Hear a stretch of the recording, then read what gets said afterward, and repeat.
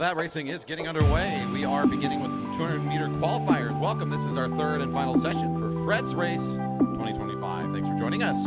We're starting early this evening because we've got some qualifying 200 meters that we want to get done a little bit ahead of our normal start. So usually on a Friday night we start at 7. Usually on a Saturday we start at 6. Today we're going to start this nice and early. There will be a 30-minute pause in our program, roughly, depending on how long it takes for us to run our qualifiers here, between this and the start of our official program at 6 o'clock.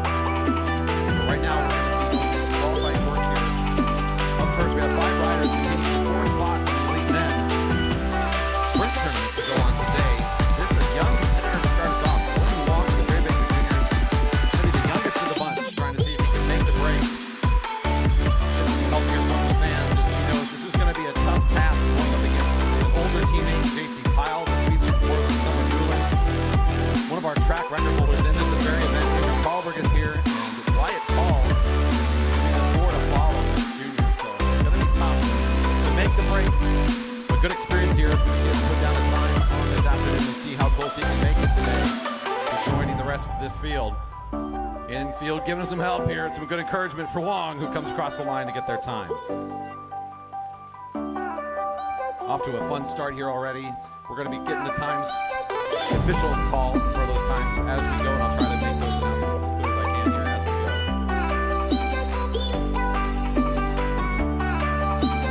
12.129. 12.129 for William Long.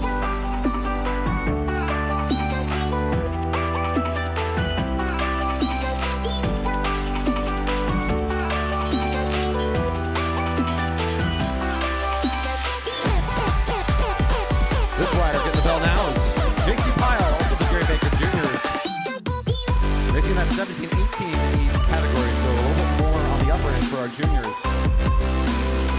Just graduated high school, has 1 year left of competition as a junior, and see what he can do this season. He's a true sprinter, that's his main focus, so he wants to make sure he gets a quick time. He's looking to break through that 11-second barrier whenever he comes out here for a 200 effort. JC coming in for his time. 11.522. 11.522 for Pyle.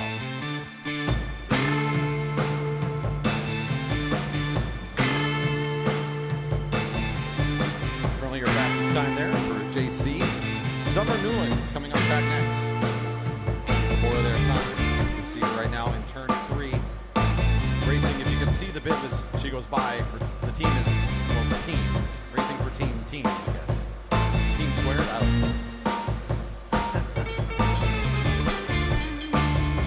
See where Summer's time is on the 200. It's a great measure of total top speed, and in short, fast sprints, I've seen her put up some incredible results in our elite fields throughout the early part of 2025, so I'm interested to see how she compares today on this particular event. Squaring up against some other speedsters here today. Carlberg is now coming onto the track for his time. He'll get a couple laps here. And Newlands coming in for her effort.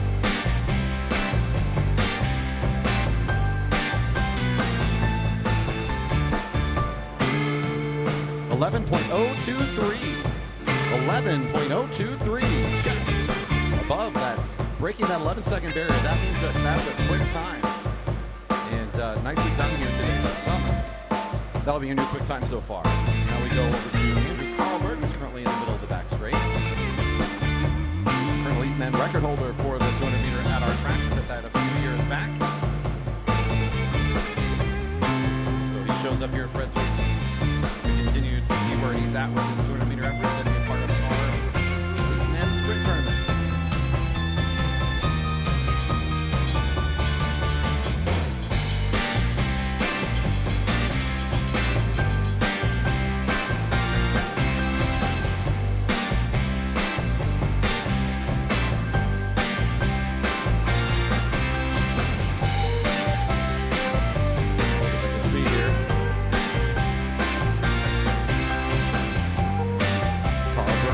Turn now, will be setting his time, trying to also get close to that 11-second mark.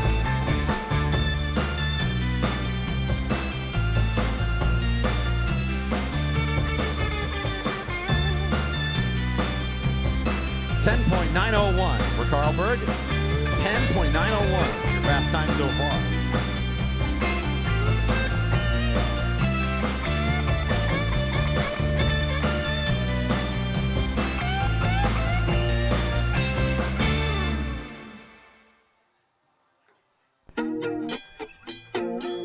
Wyatt Paul, back from a hiatus in our area, but still in really good race form. He was 0.02 of a second off breaking our kilometer record earlier today. Currently elite national champion in the kilo. That's not that far removed from a flying 200. He's got great power, so he's going to see if he can also take a knock at our current record himself. He just following the record holder, actually, is Andrew Carlberg's be exiting the track. Wyatt Paul in great race shape this season. Let's see what kind of speed he's got today. Whoa, with a jump as he threw the bike. 10.72, 10.72. 0.3 of a second off the record pace. Very quick today. We're looking for Fujikawa potentially. Dahlberg is out on track now, followed by St. Clair and McLaughlin. Looking for Fujikawa. Your fast time for the group will be Wyatt Paul, seated number 1. Andrew Carlberg would be seated number 2. Summer Newlands and JC Pyle. I think that's going to give the nudge there to William Wong. Not quite able to make the break, but a nice job from the junior today, getting a quick 12-second time today. Great experience for him as he'll continue to develop and strengthen over the next couple seasons. And of course, his main competition is going to be at Junior Nationals in his own age group.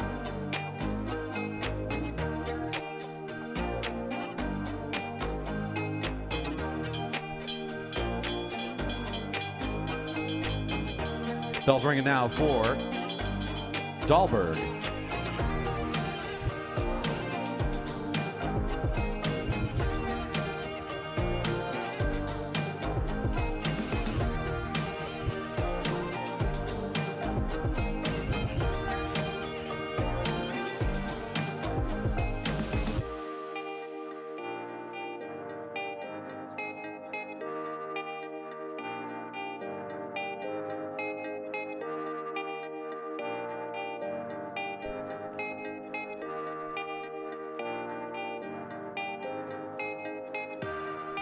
And Dahlberg coming in.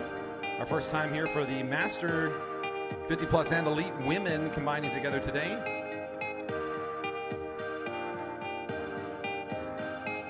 $16.949 for Nancy Dahlberg.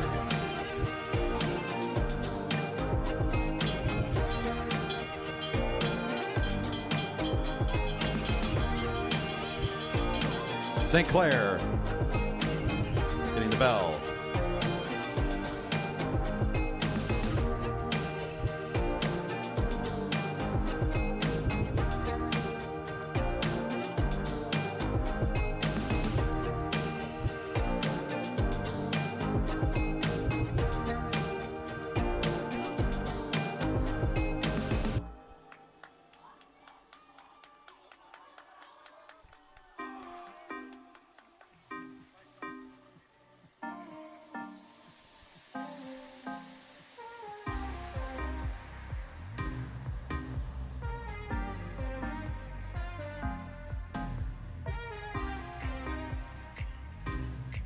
$14.815 for St. Clair. 14.815.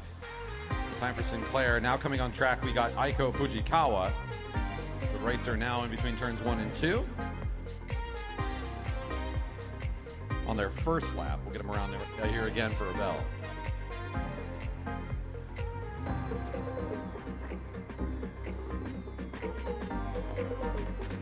Lots of great racing ahead of us. We've got mass start racing closer to 6 o'clock. We'll have our big groups going out here today, as well as the conclusions for all of these great sprint tournament races we're going to get to see today. Lots of sprinting this evening. Food truck, beverage garden here. It's going to be a great time all the way through this evening. So continue to hang out and enjoy Fred's Race, session number 3.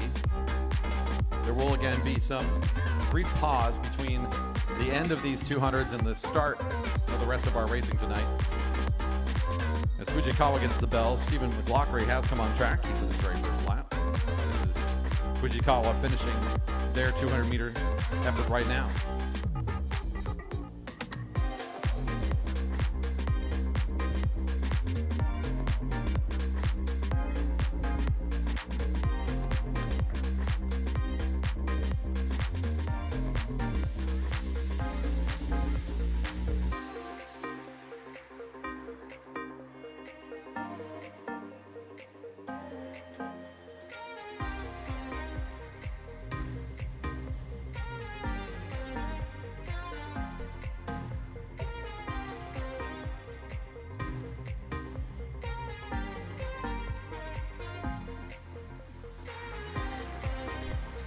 Paging Amara.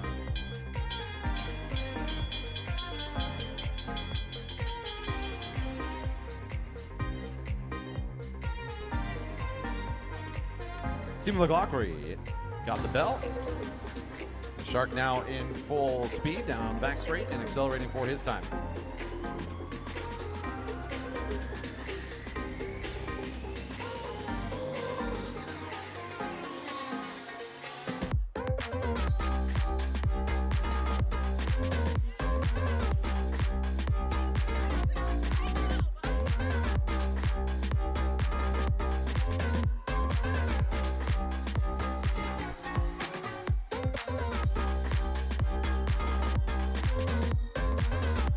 McLaughlin exiting the track. Our next rider that we're looking at now is between turns 3 and 4 is Tim Luther. The time for McLaughlin does come in at 11:536. A quick time for the Portland rider. 11:536 for McLaughlin. About the 4th fastest time I think we've seen today. Tim Luther gets the bell. Eric Waterman just entered the track behind him. Continue to follow Luther here through his effort on the 200.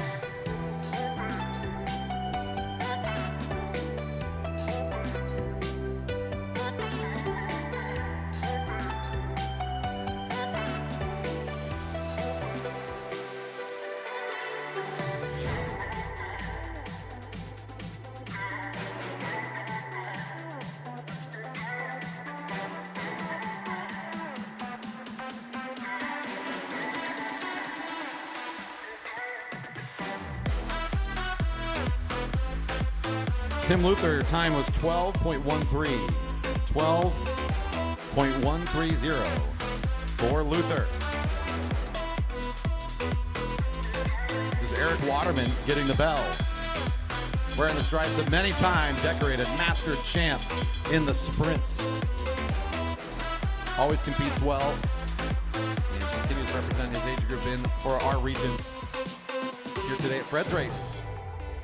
Now setting his time on the back half of this current lap. Behind him on the track is Hyun Lee. Ken Dong will be following soon.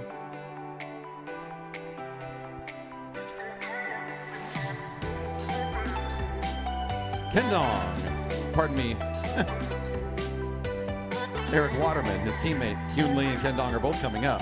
Let's get the time here for Eric Waterman in just a second. Hyun Lee is currently on track, the rider in pink. Turning into turn 3, and he will be getting the bell here soon. He's going into his second lap. Time for Waterman, 12.658. 12.658 for Eric Waterman.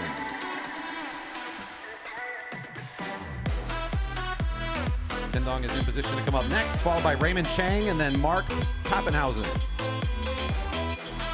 Hyun Lee getting the bell.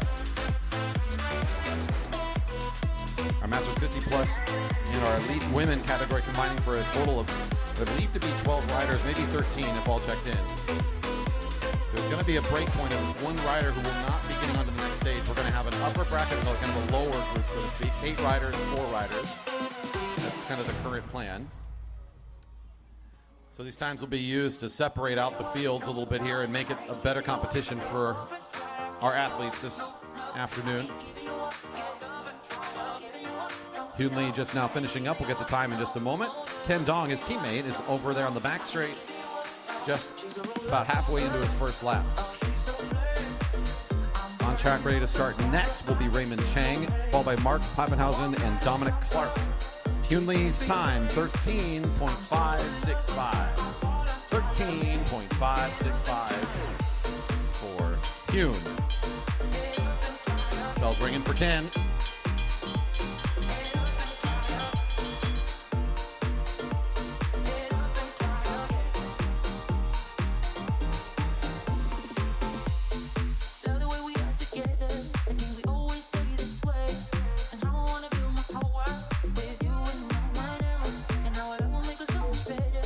Looks like Pappenhausen has come onto the track. We're missing Raymond Chang at the check-in, so we will figure out where that rider is. This is Ken Dong finishing up on his effort.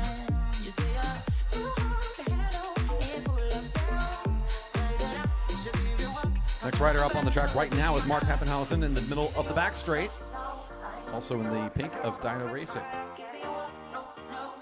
On deck is Dominic Clark, followed by Chad Brothers, also I believe looking for Raymond if we've found him.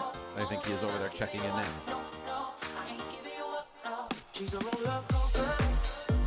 Ken Dong's time, 13.439. 14.439 for Ken Dong.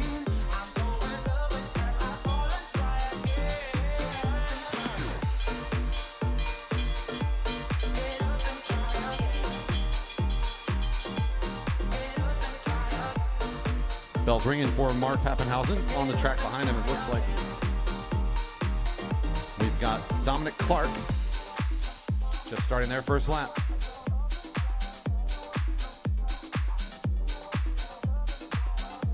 Fred's Race is a regional championship this year for our Masters and our Elites. Masters competition, of course, is an age-based competition. We need to make sure everybody who shows up gets appropriately placed based on those age categories.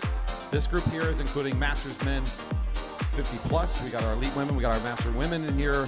13 riders all competing during this qualifier to get seeded into a sprint tournament immediately following. Now Pappenhausen finishing up. We'll get the time in a moment. Dominic Clark is on the track, still in their first lap. Ready to start after them. It looks like we have Raymond Chang ready. On deck should be Chad Brothers, followed by Jim Mullen. Mark Pappenhausen, the time was 12.846.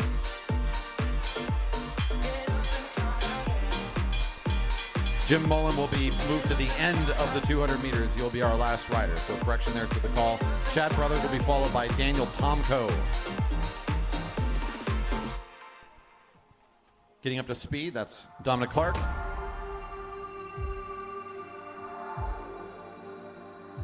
Lots of times coming in the mid-12s here for this group. So should be a pretty tight competition for the upper group. Looking forward to what this might mean for our sprint competition today. And there's Dominic Clark coming across the line. We'll get the time very soon.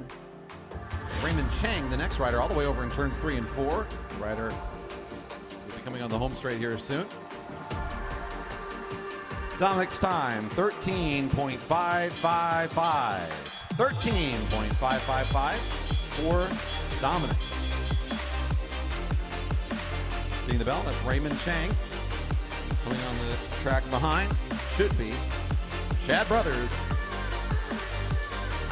Just starting their first lap. Raymond now getting up to speed for his sprint.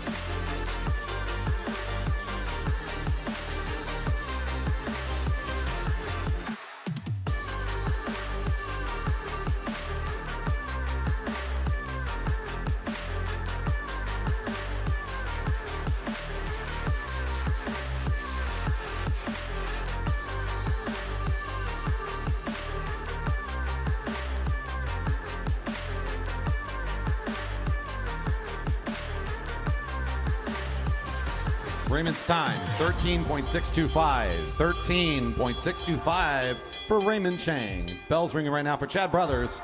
10-speed hero getting their time here on this lap. Daniel Tomko on track for his first lap.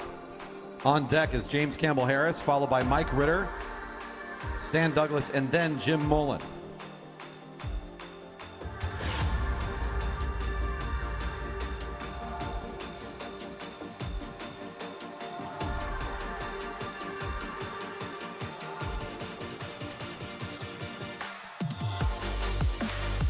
There's Chad Brothers coming across the finish line. Official time coming in soon. We now pay attention to Daniel Tomko. Up at the top of the track between turns 3 and 4. Trying this corner to get the bell. Chad Brothers' time was 13.032. 13.032 for Chad Brothers.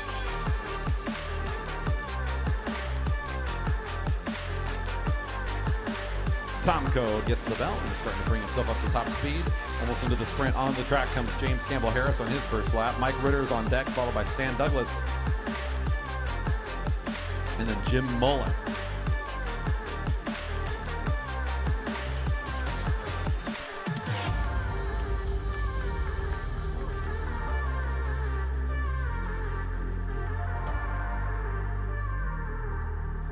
Tomko wrapping up his second lap. Campbell Harris still in the very early part of his first over there in turn 2.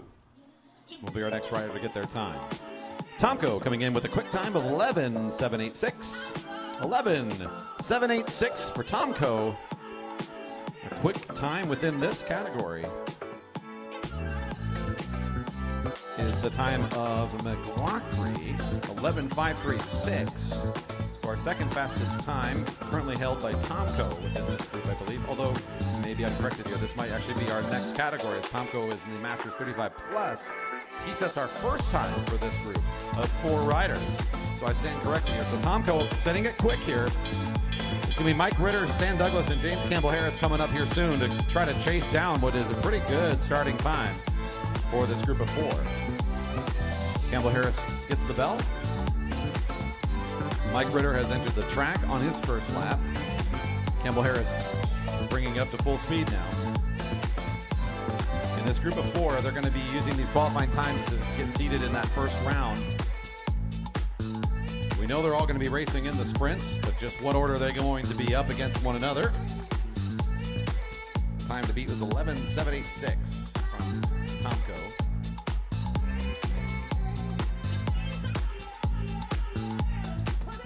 Mike Ritter just going into turn 3 on his first lap. Campbell Harris comes in with a 12.01. 12.01, 100th of a second faster than 12, or slower than 12 seconds. And about 0.2 of a second slower than Tomko, so very close in the overall timing for these two. Ritter now gets the bell, and on track comes Stan Douglas. Our last rider we're looking for is Jim Mullen.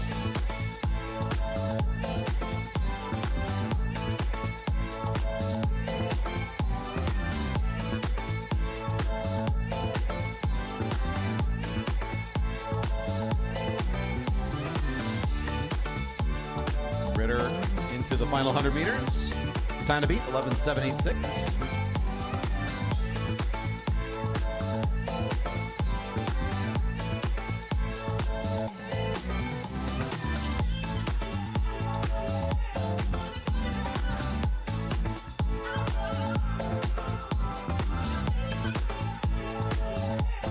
$12.358 for Ritter. 12.358 for Ritter.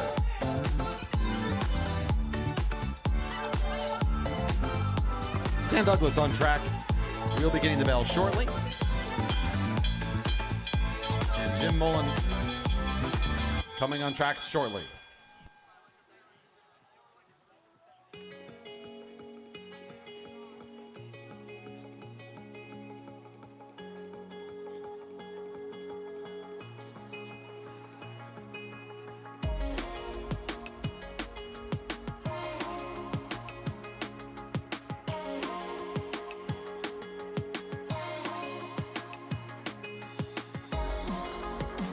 Stan Douglas, your last rider of this Masterman 35 Plus group. The category has 4 riders in it. The fast time currently with Tomko, 11.786. And Douglas' time of 12.459. 12.459. The group all pretty close to each other, all within a second. This is Jim Mullen, our last rider for the Masters 50 Plus Elite Women's Combined Field, setting a time.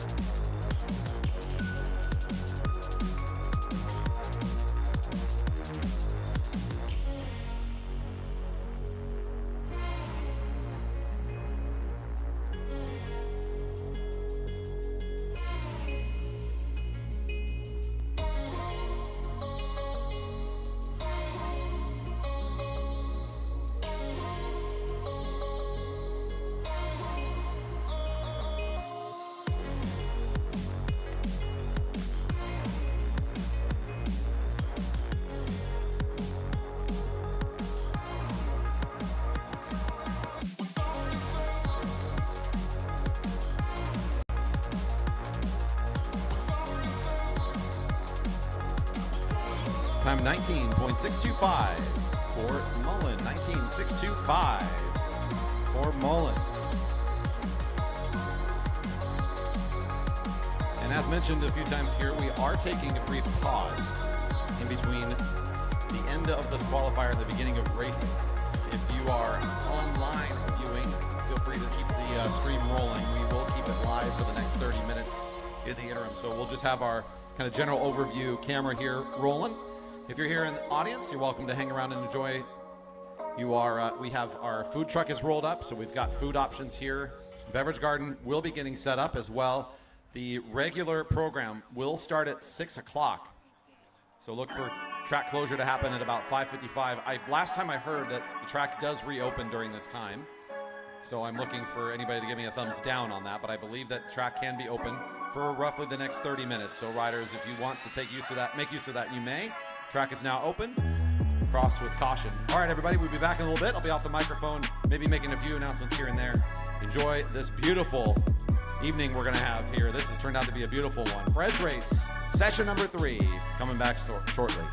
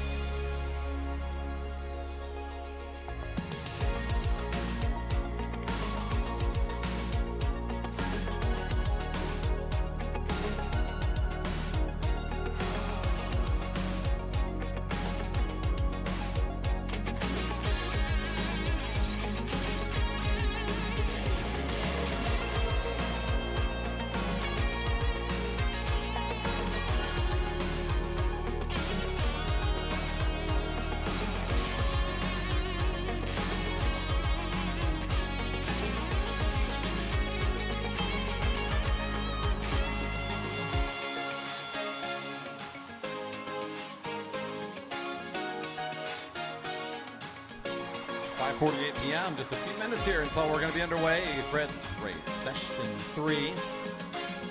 Currently in a brief pause between our qualifiers for the sprints going on tonight and the beginning of our program in just about 11 minutes.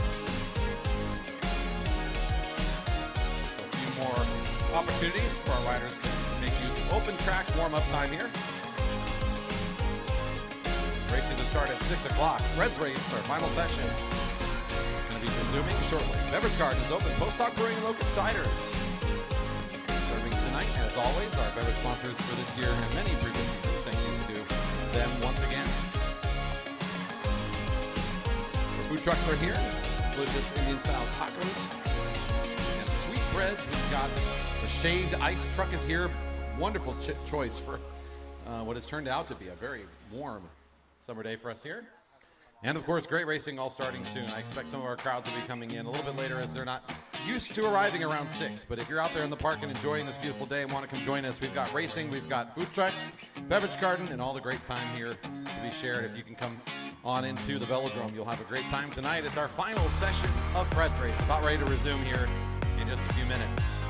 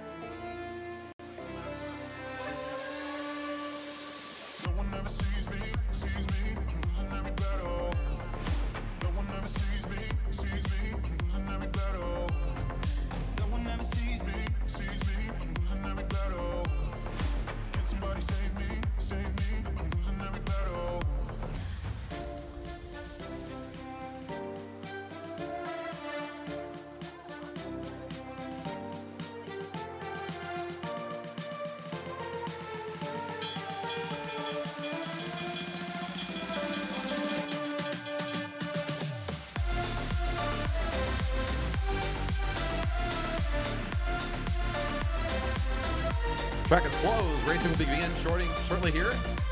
Track is closed. All athletes will exit on the back straight. Track is closed.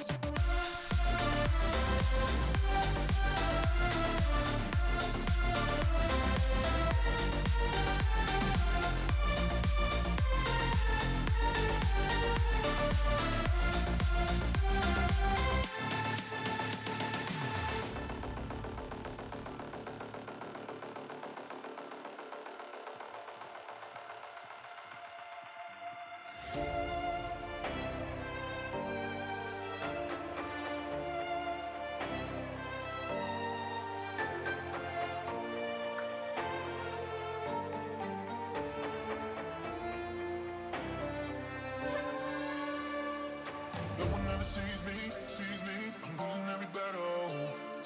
No one ever sees me, I'm losing every battle. No one ever sees me, I'm losing every battle. Can somebody save me, I'm losing every battle. All right, we're just about ready to start, everybody. Welcome back from our brief hiatus here. We are starting our third session of Fred's Race. Back up again. We have plenty of sprints to go. Right now, we're starting with our elite men, followed by the quarterfinals for Masters 50-plus Women A group. Before heading into our first of a couple elimination races today. We had some great qualifiers earlier today for the flying tournament. If you're here at 5 o'clock, you would have caught that already. Now we can get to the real main event. Our elite men have qualified and are ready for their first round in the semifinals. If I could have all the riders that are in those events to the ready area. First up, looks like we're going to bring JC Pyle up onto the track, up against Wyatt Paul for this first ride in the semifinal round.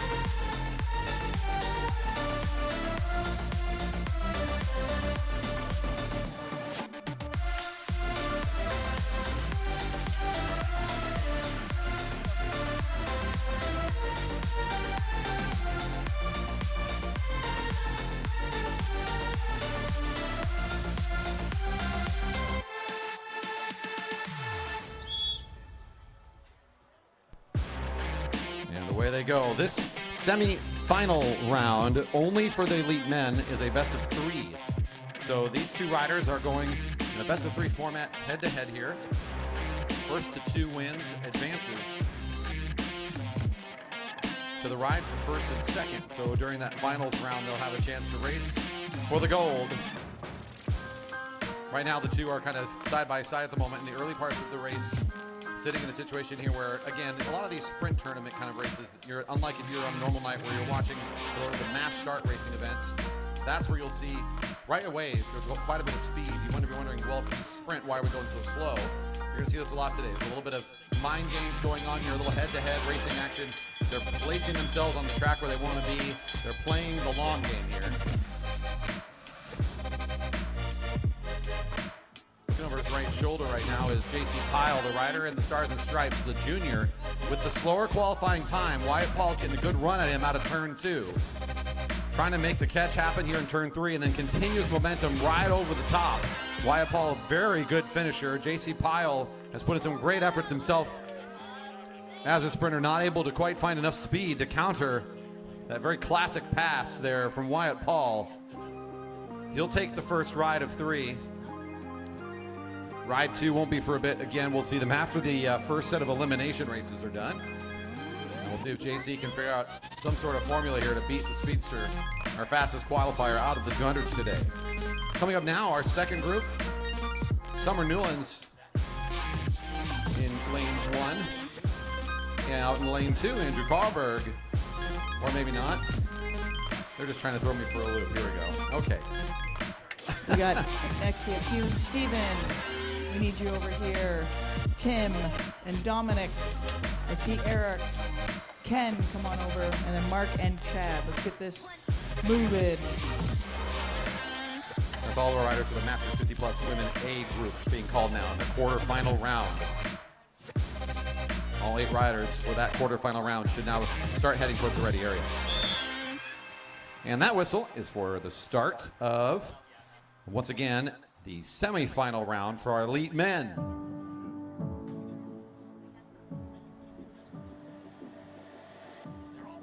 Summer Newlands in position 2, taking on Andrew Karlberg. So our middle 2 in the overall speed today from the 200 meters. Karlberg with the edge on the overall speed measure when we saw earlier today. But not a massive gap in what's... Karlberg may have that top power. Newlands is going to try to apply some big acceleration potentially and play this very tactically against Karlberg. Once again, a best of 3 format. So this our first ride of at least 2 to determine who goes on to race for the top 2 spots on the podium for our elite men's sprints.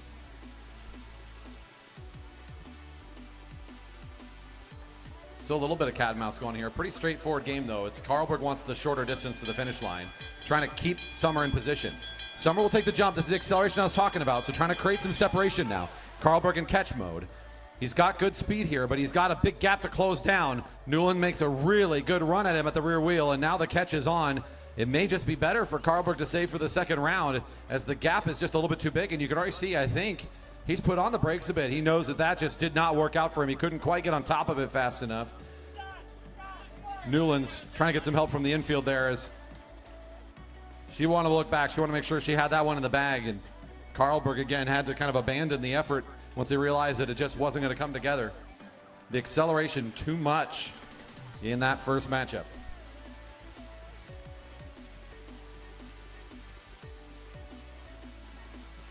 This quarterfinal round for the Masters 50 plus in elite women A group. So this is out of our 13 riders and competitors we had in our qualifying round. The top 8 have been seeded into an 8-rider sprint tournament. This is a 1 ride in the quarterfinals to determine the upper and the lower half of this group.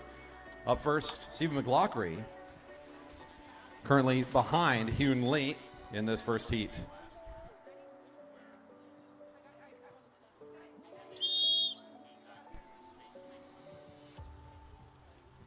And the local Dyna racer, Hyun Lee, in front position, going against the Portland rider, Stephen McLaughlin. From the measure of that 200 meter, always an important measurement stick to start with. Where do these riders come in at pure top power? This is the most lopsided of our matchups today based on that. So Hyun's got a tough matchup here today. Known as the Shark for many a years, the rider in black and white. He's a smart rider, but also incredibly powerful when he needs to be, and that's what he's going to try and do today throughout the sprint tournament, is demonstrate that ability. As your fastest qualifier for this group, he has the best seeding, and we'll see if he can make his way all the way to the finals, as he's expected to do. Or will Hyun be able to survive this really tough matchup here, as he's outmatched in the terms of top speed? He might have to figure out a different formula here to beat the Portland rider in this one. Luther and Clark are on deck for Heat 2. Heat 3's got Waterman and Dong coming up after that. With the bell ringing, Hyun's keeping it slow right now, and McLaughlin's okay with the tempo. Both riders racing it high along the rail. The most potential energy on the track, the higher you go, the more acceleration you have built into the topography of the track. So riders preparing perhaps for that jump to the left.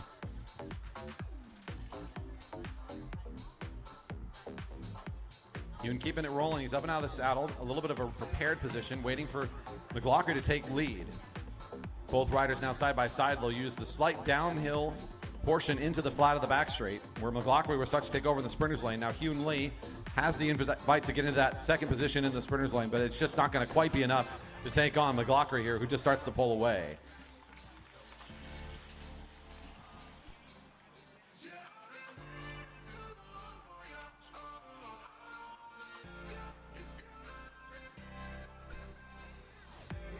Heat 2 is Tim Luther and Dominic Clark.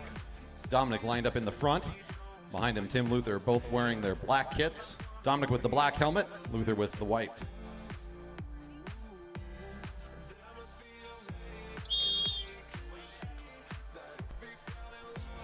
And off we go, 2 laps. Once again in this quarterfinal, 1 ride round.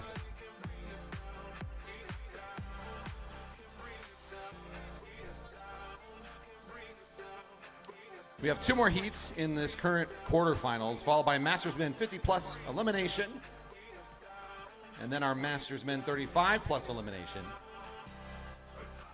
I promise it's not as grim as it sounds.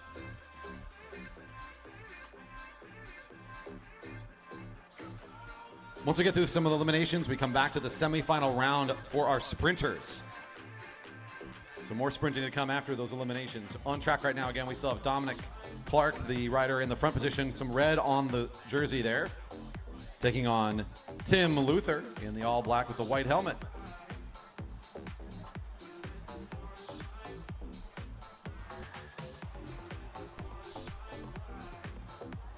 Very patient portion of the race right now. Early in this first lap, they were rolling pretty neutrally. Now it's a little bit slowed down.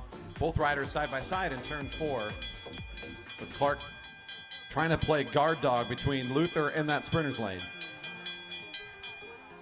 Luther seated higher in this tournament today, second overall out of his group, so the faster finisher now takes the front position. Clark's probably okay with finding that wheel. If he can hold on to it, it might give him some help getting up to speed. And so again, he comes in with a disadvantage from that mark of the 200 meter we measured earlier. Going to be a challenge once again. And the difference here is a couple of seconds between the top and the bottom of this particular group. So you're going to notice it in their top speed. It's going to be challenging for Dominic here, but he does a nice move around the right side. He's not going to wait for the acceleration from Luther. He'll just get the jump himself. Luther re-accelerates and comes back in control of the race. He's now in the front position looking at his competitor, trying to measure the speed, and he'll take care of business.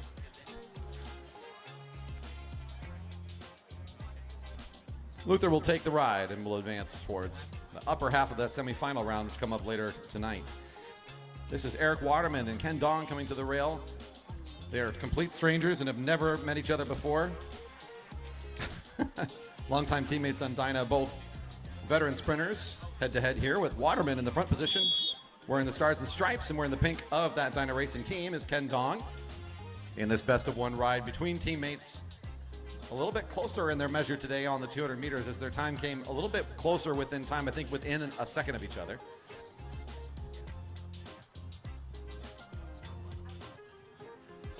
By the clock, the rider in stars and stripes with a little bit better finish today. So he has the advantage coming into this matchup as he's seated third overall in this group against what is the 6th seed, Ken Dong. After the next heat, Master Men 50 plus elimination. Good time to be in the warm-up circle and being ready as we are almost there. Masters Men 50 plus elimination, followed by the Master Men 35 plus.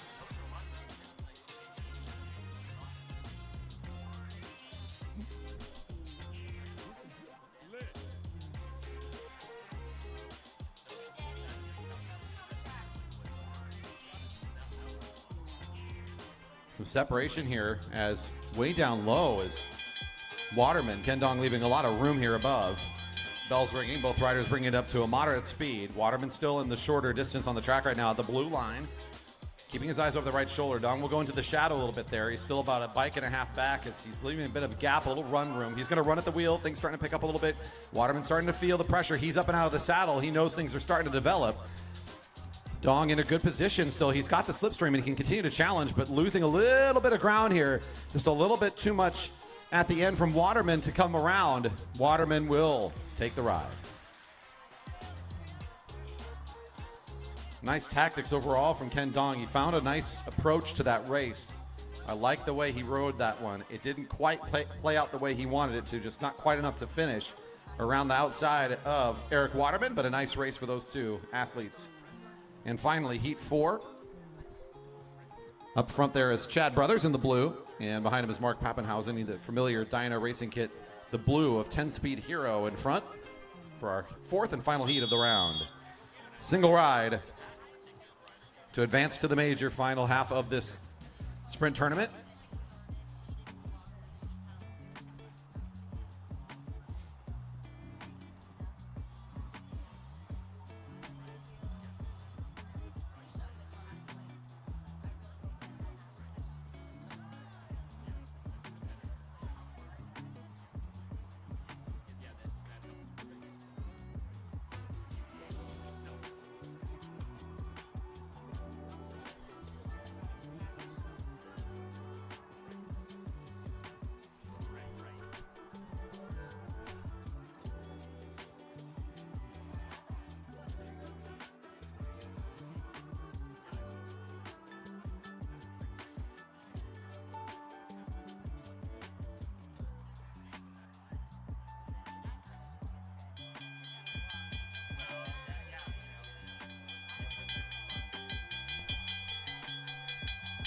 The bell ringing. It's still the blue of 10-Speed Hero in the front position.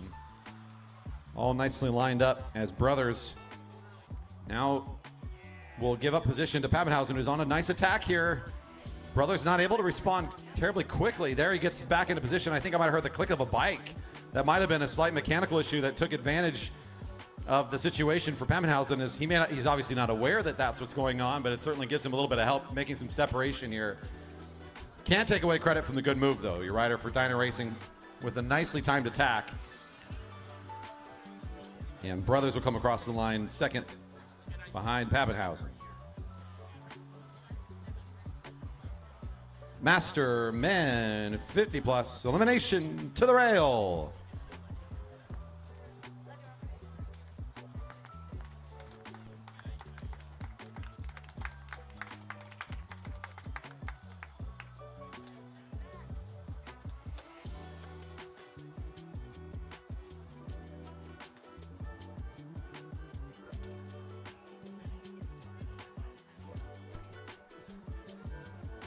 And we'll get this race started shortly. The elimination for Master Men 50 plus about ready to start. We'll let our officials make sure our start lists look good here, give final confirmation, and we'll be on our way.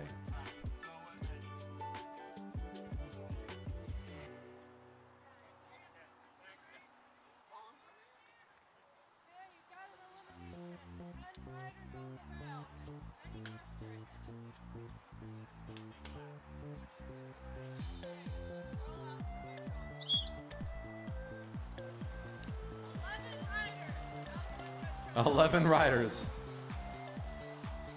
What was 10 became 11 there last second. So 11 riders for this elimination. The riders want to know that because, of course, that's going to set the length of this race.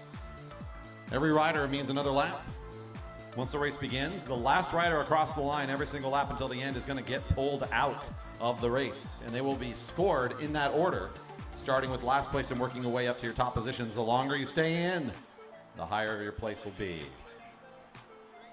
Getting the whistle out of turn 4, that'll be our confirmation that the race has started. Indeed it has. The bell rings reminding us next time around, eliminations begin. Last rider across the line will be eliminated from the race.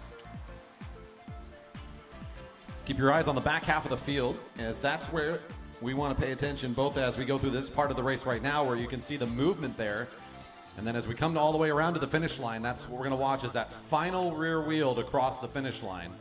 A tricky thing to watch for, but that's the elimination that we need to keep our eye on. See the rider in purple positioning nicely here. Raymond accelerating.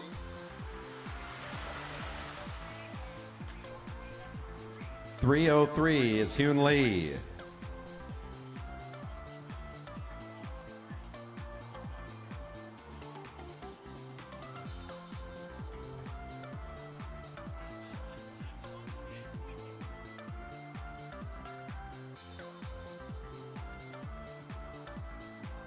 One rider down. Raymond Chang way back there right now has to accelerate. The rider with that orange helmet close to the rail doing what he needs to do. It's going to be somewhere else. 434. Chad Brothers. It's close between him and John Clark, both kind of in strike zone there when it came to the line. As Raymond Chang, the rider I was talking about, he's all the way at the back again. He's going to keep trying to do this. Holding on to the acceleration of the group in front of him and just getting enough speed at the time he needs it, right as they hit the finish line, to not be the one on the choppy block. Does he have it here? He's already starting to sit up. That'll do it. 405 is Raymond Chang. 8 riders remain. We got Andy Lynch leading the field right now. Strong rider and well respected in our area for having some really great consistent power. We've seen him win some races from the front yesterday. So he's going to drive the tempo right now. Everybody else happy to follow his effort. The race at the back, though. Ooh, one rider going down the sprinter's lane, trying to take the short route to stay in. It may not be enough, fast enough. 326 is Greg Lyons. Jonathan Lyons. Why do you keep changing his name? One of these days I'm going to get it right. I don't know why I said Greg. Stop asking me these questions. Leave me alone. It's just my job to be good at this. Wait a second. All right, here comes another elimination. We're looking to, ooh, the teal jersey moving up. That might be good. It might be another teal jersey in trouble, and he knows it. 131 is Ludo Max. 6 riders remain. Now it's Alistair Lee, I think. Yes, indeed, from Drop Bar Racing that I thought was in trouble. Made enough acceleration. He's the rider at the back again right now. So previously was in the hot seat.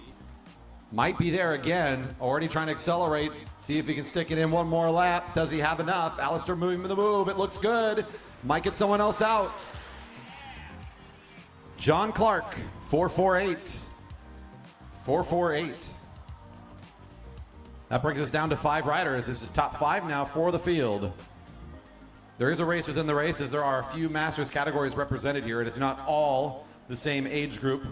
But for the overall race right now, this is a 5th overall placement in the finishing order. If you can stick around one more lap, it just gets so much better. But I think Alistair Lay is starting to follow the pace a little bit, and I think he may have got a couple out, but it's now time to be done himself.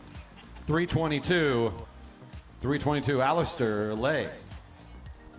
Leaving us with just 4 now. The 2 blue riders there of Center Cycles, Mike Darlene and Kenny Williams. Longtime teammates Dave Chipchase, Liquid Velo, is in the tough spot right now. He's in the back lane. He's already starting to pull off the tempo. I said his name and he got a little shy. That was a little bit too much attention for Dave Chipchase, let me tell you.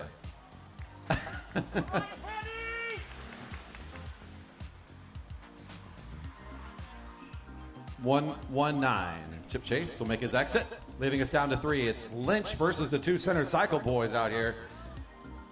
Kenny Williams, relocated to Portugal, now coming home for a little bit of fun the last couple of weeks. He's back in their area to compete right now. Work with some of our juniors that are training with him. And here he is trying to hold on for another lap. His teammate right behind him, Darlene's got to fight for it. Ooh, who is it going to be? Oh, I think it's going to be on the outside. 135, Darlene, confirmed. The bell's ringing because this is our final lap. It's a head-to-head versus Lynch and Williams. Williams makes a nice acceleration here. Lynch not really able to fight that. He's been leading this race the whole time. He did the consistent effort, and Williams has just been right there in the slipstream, ready to do this the whole race. Fine, I can take one sprint. Here we go. Bam! Kenny Williams will take the race today in the overall top spot. Nice finish for him. And Andy Lynch with a great race today, just setting that pace. Again, the riders respect the power that that rider brings. They'll just follow him around and he'll ride his way to a second, just like that. And are we clear? I think we are. We are clear. Masters men 35 plus to the rail for the elimination. I don't want to give like a false start on that one. Like that's part of the race. is allowing them to come up to the rail. Step 1 to elimination races. Get the position on the rail you want. Masterman 35 plus, about ready to get started here. After this, we get back to the semifinal rounds. Elite Men semifinal ride 2 is up after this race, followed by the semifinals for the Masterman 35 plus sprinters.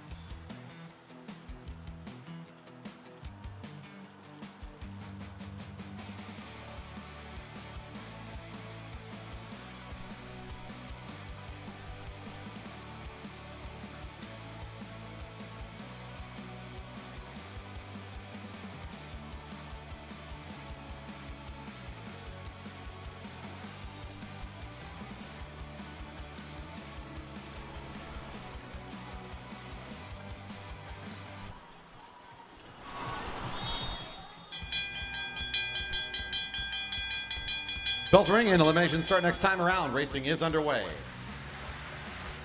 9 riders in the group.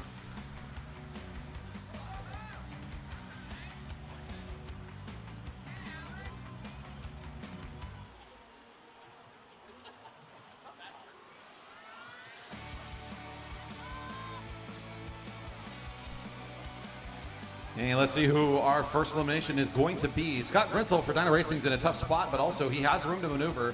The rider in pink just needs to move up a little bit here, maybe able to take someone else out. Does he have the speed? It won't happen. 118 is Grinsel.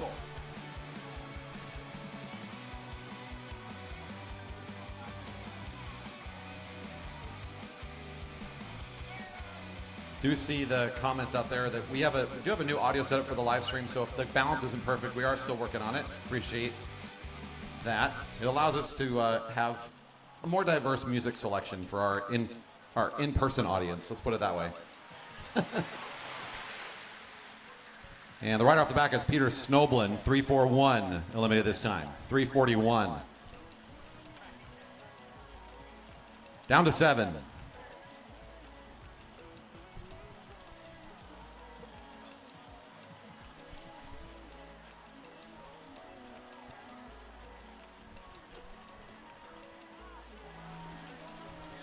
And here's another round of the eliminations coming. Yeah, it looks like a rider from ACT knows it's coming. 310, Ryan Havel. Havel. 6 remain. Yeah.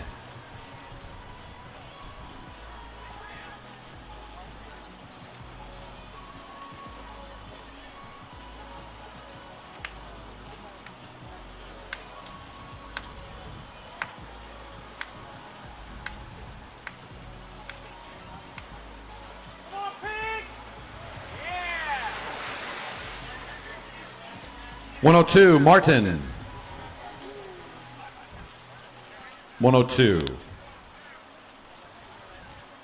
That was a fun little lap there as the riders were basically all the way across the track fighting for every inch.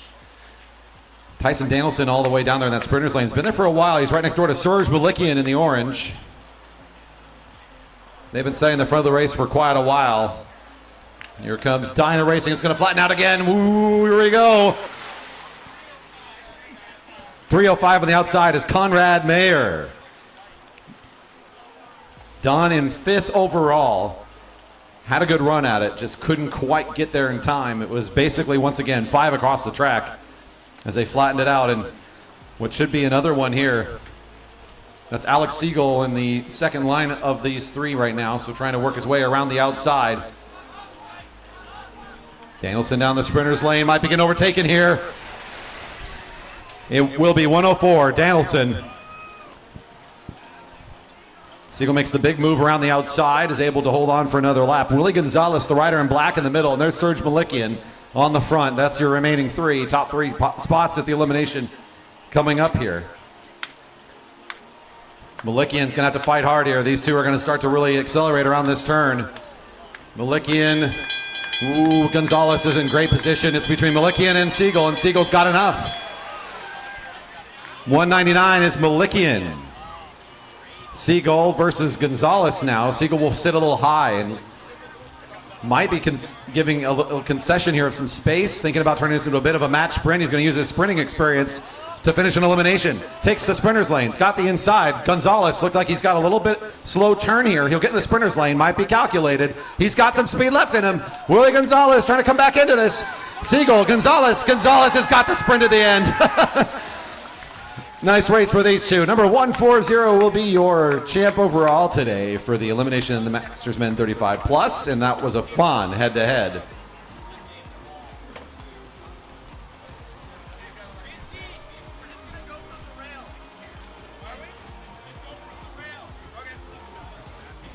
Elite Men semifinals, ride number 2. Coming up now.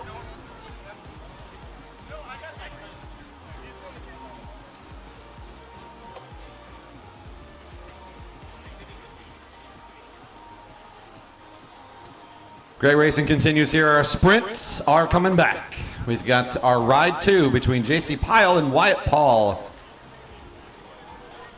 Wyatt taking position 1 here, and JC will be right behind. Ride 2, about ready to start.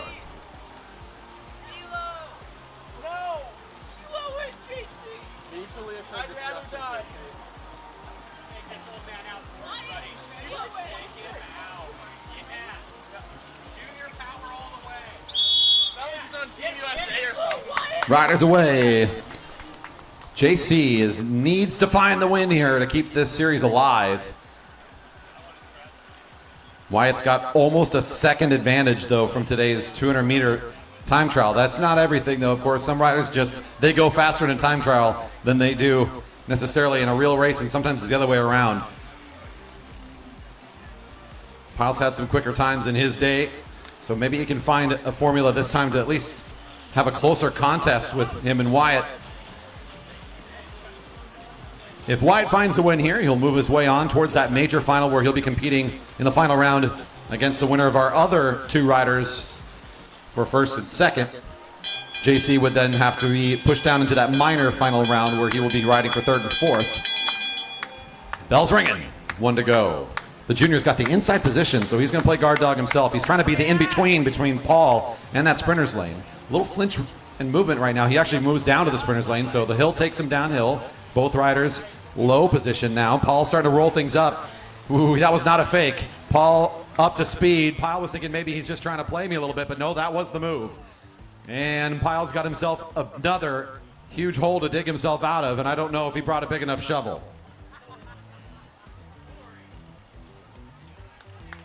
That will do it. Wyatt Paul with a nice move once again.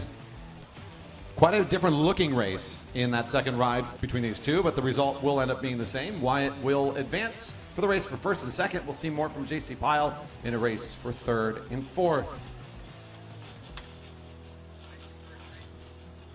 Andrew Karlberg in position 1. Summer Newlands. You guys just always are confusing me. Summer Newlands takes lane position 1 ahead of Andrew Karlberg for ride number 2.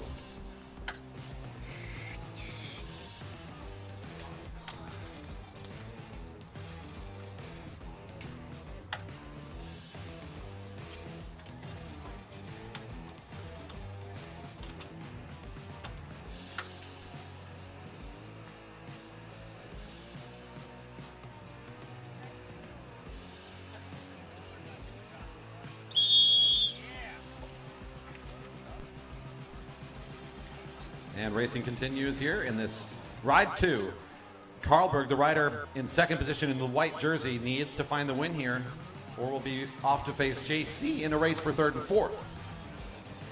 Right now, it's Summer Newlands with the advantage, winning the first matchup, the rider in the black jersey. I predicted in some part how that first race might go.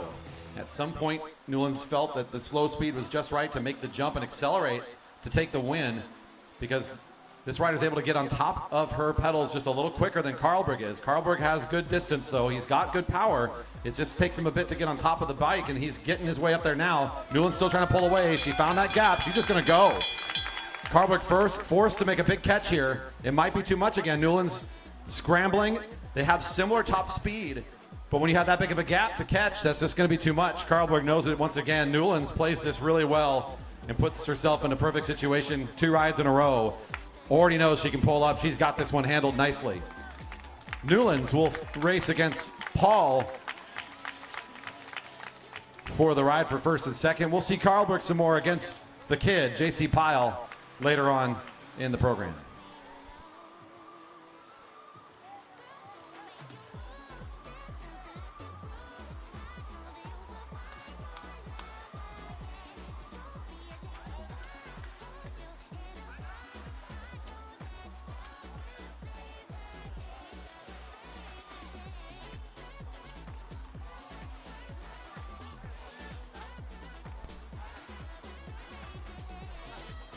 Looking for, I hear everybody yelling Stan.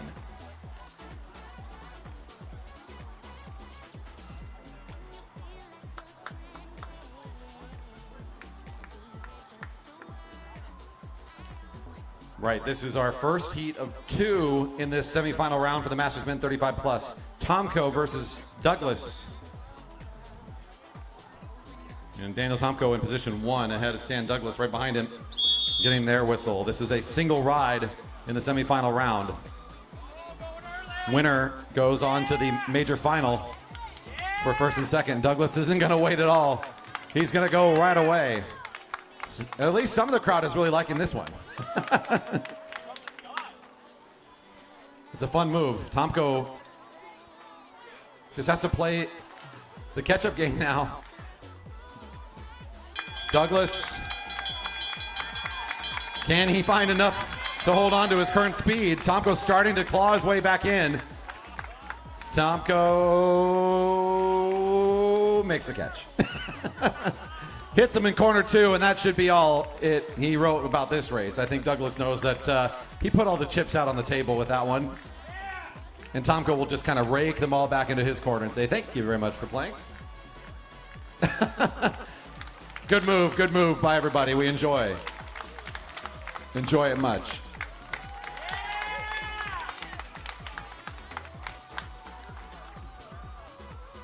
Campbell, Harris, and Ritter come on up. After this, we have the semifinal rounds for the Masters 50 Plus in Elite Women A group, the minor, followed by the semifinals for the major group. It looks like major is listed first, so we're going to run it how it's listed on the start list. So the majors are going to go first.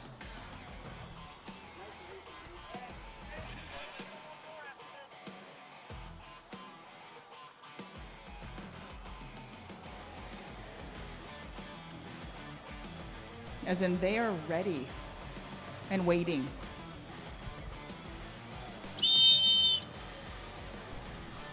There may be more than one start list then. Anyways, moving on. Ritter in position 1, Campbell Harris in position 2. Again, one ride to separate the two. The winner will race for first and second later in the final round. The second rider across the line will race and continue on for third and fourth. This is Fred's Race, our weekend of regional championships. We're not always racing on a Saturday, but when we are, it's usually for a pretty good reason. We have some pretty awesome racing that we do it throughout the summer, and some of our big events carry on through into the weekend. So this is part of our regional championships we do this year for the Masters and the Elite competitors. Masters are age-based categories, and then our Elites, which are our adult competitors. Our juniors, well, they get junior track nationals. They don't need anything else. They're set. We got that taken care of. So today's about opportunities for medals for these riders in all the different types of events that they could compete on, including, as you see here, our sprint tournament. Currently, this is our Masters Men 35 plus, our second group on the track right now. James Campbell Harris in the Stars and Stripes behind his teammate. That's Mike Ritter, middle of the track, looking over his right shoulder, keeping control of position as Campbell Harris is kind of pinned a little high at the moment. He has the opportunity to turn left, but Mike is watching closely. Both riders bringing this down pretty slow. This is advantage to the rider who can get the bigger jump, the bigger acceleration. Both riders have height right now. Ritter still going to keep the front. Neither rider really out of the saddle. Kind of a low in the seat acceleration here from both riders. Campbell Harris gets down to the sprinter's lane behind Ritter. Now starts to come out in the middle of the turn. He just has to power his way around. He's got a little bit of help with the slipstream, but he's got to go the long way. Ritter, Campbell, it'll be Ritter by about a half a bike or more. Ritter will ride on against Tomko for first and second today in the group. We'll see more from Campbell Harris as he'll get to take on Stan Douglas later on tonight. So the major group apparently is first here in this semifinal round. Come on down.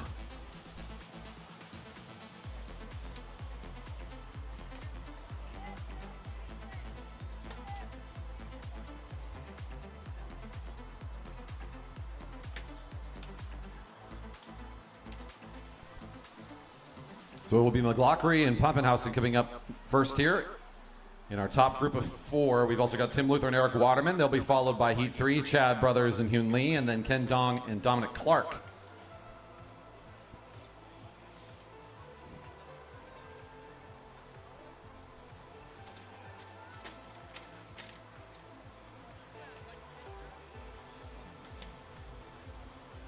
We'll continue in this one-ride format for most of our groups here today, including these riders. One ride head-to-head between McLaughlin and Pappenhausen. The winner moves up on the continuing quest towards first place. Pappenhausen in first position right now next to McLaughlin. If he can find the win, he'll be racing first and second later on in the final round. If McLaughlin can, he'll be racing for first and second. The rider second across the line will be racing for third and fourth in this major group. On deck, Tim Luther and Eric Waterman, the other two in this group of riders. The upper half of this A group within the Masters 50 plus in our elite women. There's a lot of labels and titles in this sprint tournament. It's a lot to keep track of, isn't it? First time these two have matched up. Your number one seed, again, coming into this is the rider in black. Pappenhausen put himself nice in the middle of the field overall. He's matched up here because I believe he comes in at 4th seed.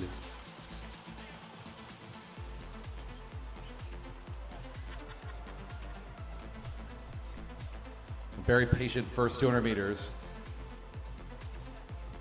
Neither rider wanting to pick this tempo up very much, as McLaughlin happy to stay in second spot. No matter how slow Pappenhausen takes it, McLaughlin just keeping his position behind and a little bit higher on the track.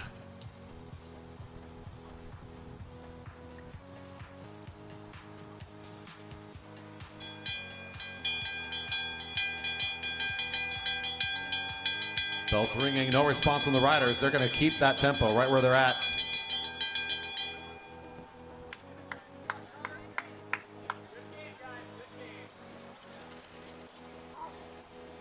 Still lots of time here at this tempo, at this speed, for these riders to continue to kind of build up anticipation. They can make this turn quite slow. Both riders high, again, much like the last couple times we've seen this. My comment is the acceleration going to be a very big factor. McLaughlin takes the inside. Neither rider up to speed yet. Now it's a very gradual acceleration. Now the move. McLaughlin happy to take the sprinter's lane. He'll just sprint alongside as Pappenhausen now has to respond, but my goodness, the Shark has the jump, the speed, the acceleration, still looking so good here on the track. Nice move for the rider in black. He'll take over.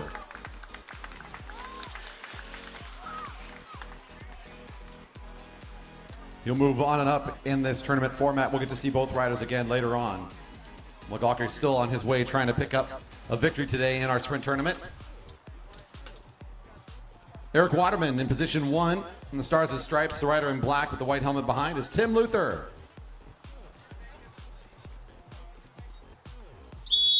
On deck, Chad Brothers and Hyun Lee, followed by Ken Dong and Dominic Clark. Could be a great matchup here between these two.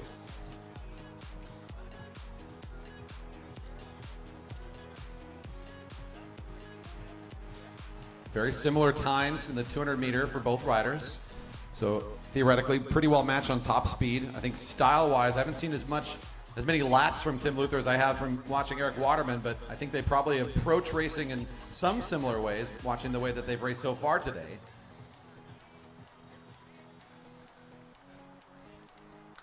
So now these two meet up for just one time today to see who will better the other in what will eventually feel like a pretty high-stakes moment for these two riders. The winner goes on to race for first and second. Luther leaving some room. Waterman down at the blue line. Both riders kind of wavering around a little bit here as the bell rings. A little bit of a fake move is what it feels like, as Luther may have been kind of ducking down on Waterman, maybe trying to get him to bite the bait and get him moving. Both riders just pushing forward. A little bit of the bait here from the front. Now the move starting to come in. Luther making a good run at it. Waterman has to get on top of it. Luther's on the move. Luther takes over in the front. Does Waterman have the second gear here to get on top of this one? I don't think he will. Luther runs at it nicely on the back straight and will take over. And the gap's a little too big. And that's a fun matchup there. Luther finds the victory and will race against McLaughlin. The black jerseys will beat again. Coming to the rail now, we have Chad Brothers in position 1, Hyun Lee right behind. Heat 3. On deck, Ken Dong and Dominic Clark. The semifinals for the Masters 50 Plus Women B group will be coming up after this.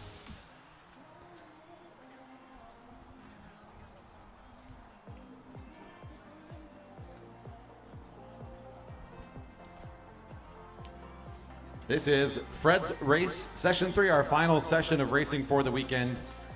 Time trials earlier today, starting at 10 o'clock. We had lots of great individual time trial efforts today, some team pursuits and sprints. Yesterday, we had more mass start racing. on our normal Friday night program and Saturday night racing here today, our final session of this championship weekend. Food trucks are here, Beverage Garden open, and of course racing, we still have plenty more events hosting today, including the rest of the sprint tournaments, some more elimination racing and points racing going on tonight as well. Bells ringing for one to go. Brothers still on the front, a very similar position we saw them in turn one on that first lap, with Hunley right behind. A little bit of up and down movement, just taking up some track space. Match sprints is a lot about the mental game too, so as you're moving around, you're just testing your opponent, just seeing what they're going to be willing to do. Lee takes the jump from second wheel spot, about as good as he can do it there in terms of getting the surprise on his opponent.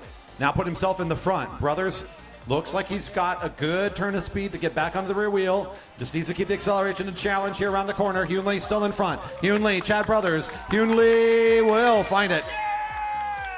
Dyna Racing takes that one by a half bike.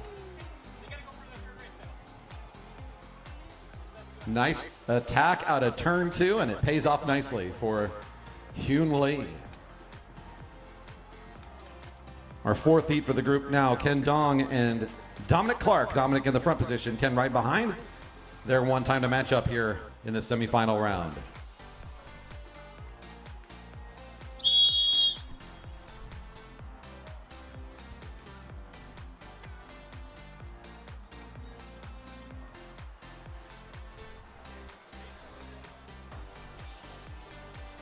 Group B semifinals should be getting ready to go. Raymond Chang and Aiko Fujikawa, followed by Gabby Sinclair and Jim Mullen.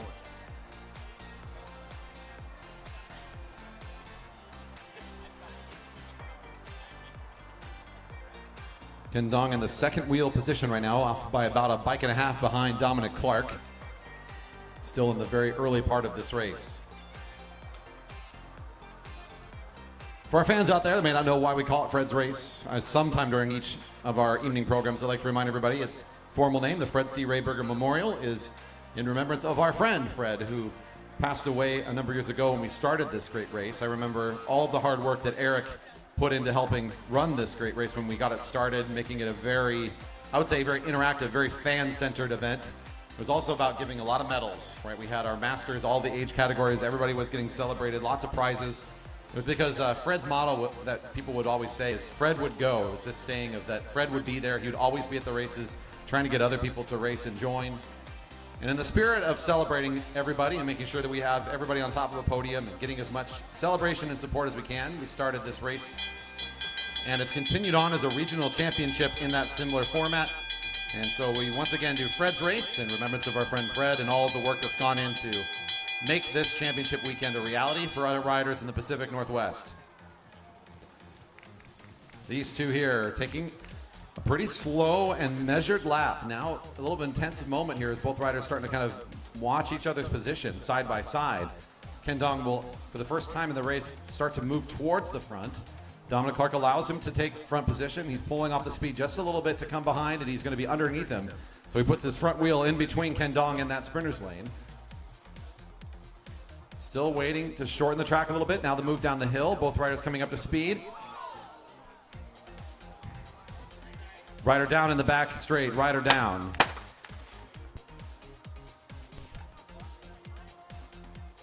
And the firing of the gun there, that's, sorry for if that was surprising for folks. That is the sound of us neutralizing the race. We're going to check in on Ken and take just a moment off the microphone as well.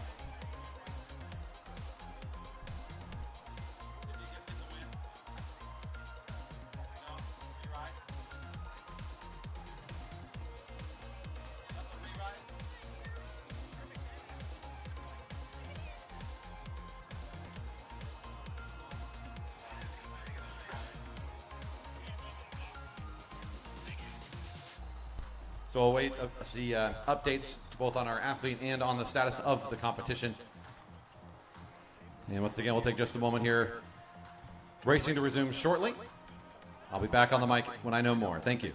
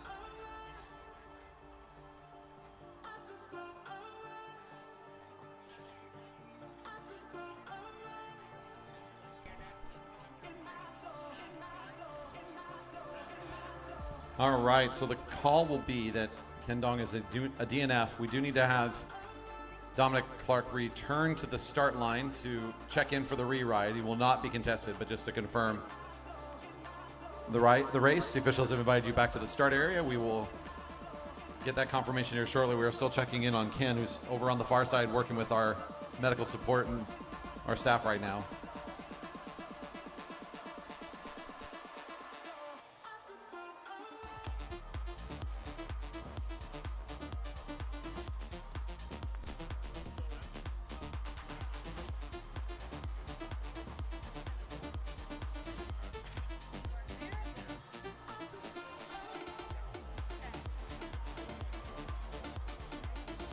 And with that, I think Dominic has officially taken the matchup. It's not in the way that any of us would have preferred that to go. We'll make sure that we give our due support to Ken as he comes back over here, as he looks like he's back up and getting checked on some more.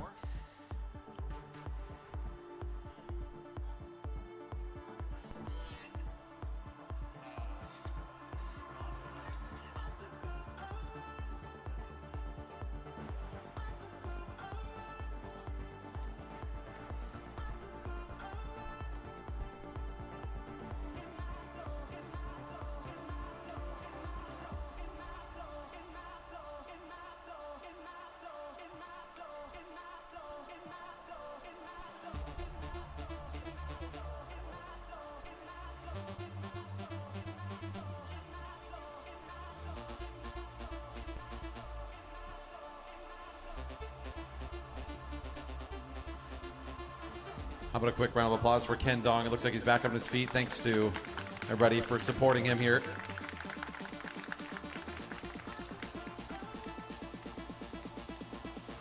It's a rough moment that none of us like to see. We are clear on the track. It looks like we can bring our next group up. So it's going to be, yep, Raven and Iko, come on down. As we'll continue on here on our sprint tournaments. Now for our Masters 50 Plus and Elite Women B group semifinals.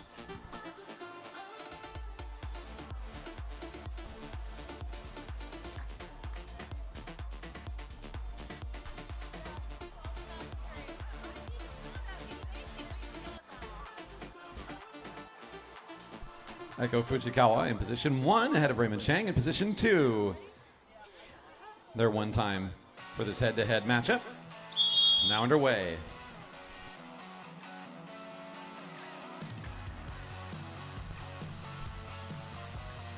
Lots of other great racing going on this summer, not just Fred's race. We've also got the return to the Marymore Grand Prix. We're partnering once again with USA Cycling to bring Junior Track Nationals here.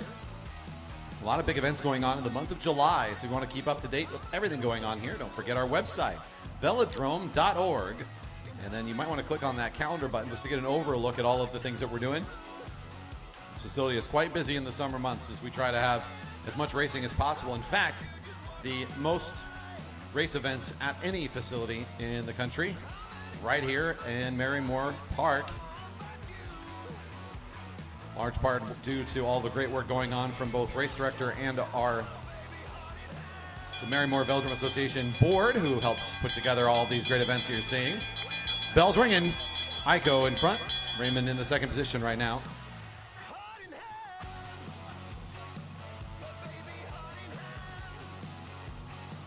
Yeah, and to confirm our update for Ken Dong, I think some of our online audience may not have seen what happened there. Just appears to have a sling around the arm, may be related to collarbone, something in that sort of vein. He was up and walking and supported. So a tough fall, but nothing, no ambulance, other support needed. He is up and walking about, so we're glad to see that. Raymond Chang does the nice move on the back straight and takes over here. And we'll take this head-to-head ride with Iko. And now Mullen and St. Clair, come on up.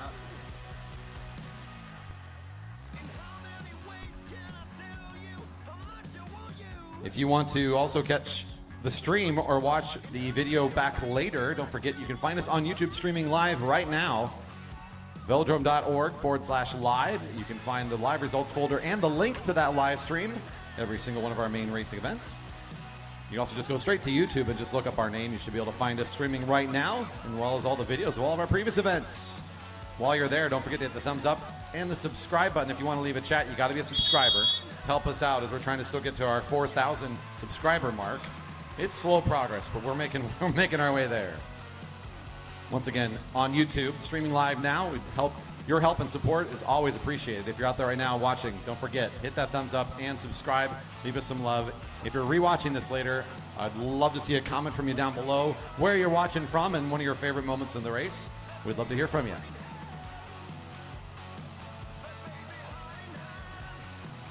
We are experiencing a little bit of a change up in our hardware setup today, and that's to help our live audience experience a little bit more diverse music selection while we try to appease the YouTube gods who don't like to hear music that we don't own. So it's a little bit of a mixed bag, but I think we've mostly managed it. We will continue to work on the balance. I know it's a little harder to hear me out there, but I think our live experience is going okay. This is Gabby St. Clair, the rider in blue, taking on Jim Mullen. St. Clair's in the lead position from the beginning and continues to stay there through this first 200 meters of the race.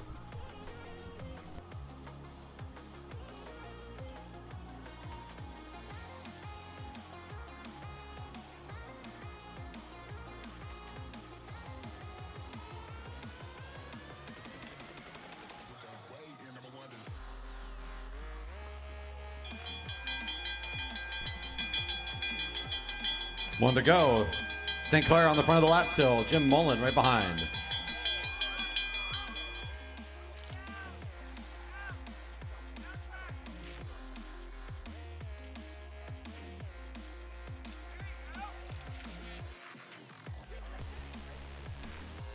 And St. Clair will start to take over a bit here, pulling ahead.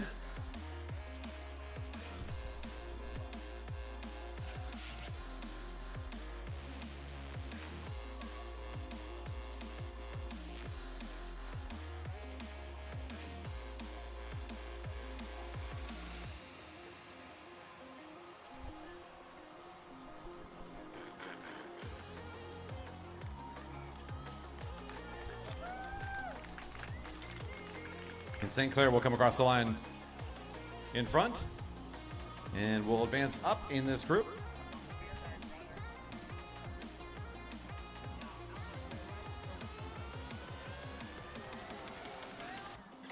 Elite men elimination called to the rail now.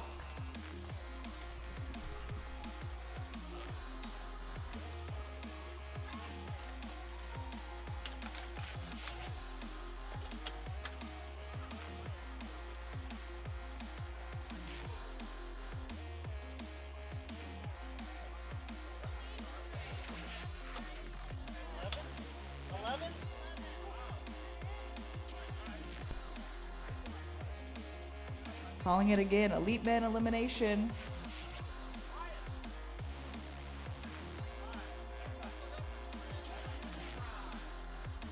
Summer, are you racing this?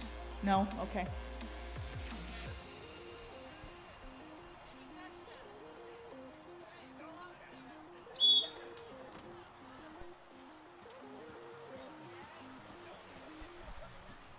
Neutral lap for another elimination race, our elite men. 11 riders reporting at the rail.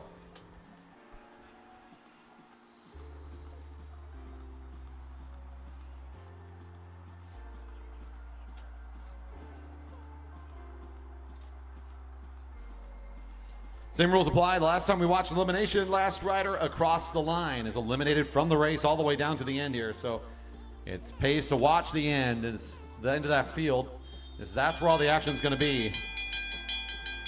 Bell's ringing, reminding us next time around is our first elimination. Front of the group right now is Chris Wilson, number 105, way up there for the Fountain Cycling Guild.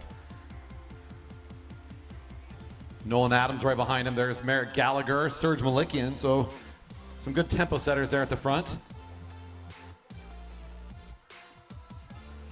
Look to the back now as it looks like for Waterline Racing. That's Alex Siegel already starting to find good position. He should be just fine as he's now well ahead of where the elimination will likely come. Look down low in the middle of the field. Liquidville always starting to shake their head. 130 is David Magidson. Magidson found out there in the middle. You could already see he was seeing it coming. He saw the time was limited there. Siegel back at the back end of the field again. We'll have to do a similar move.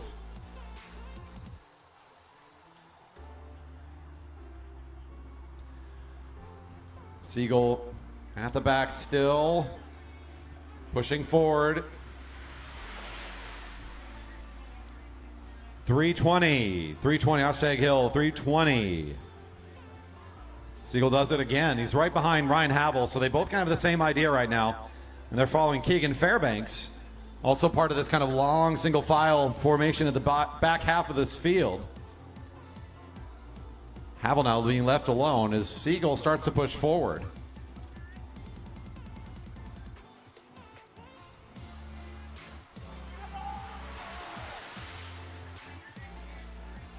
Havel, 310, Havel.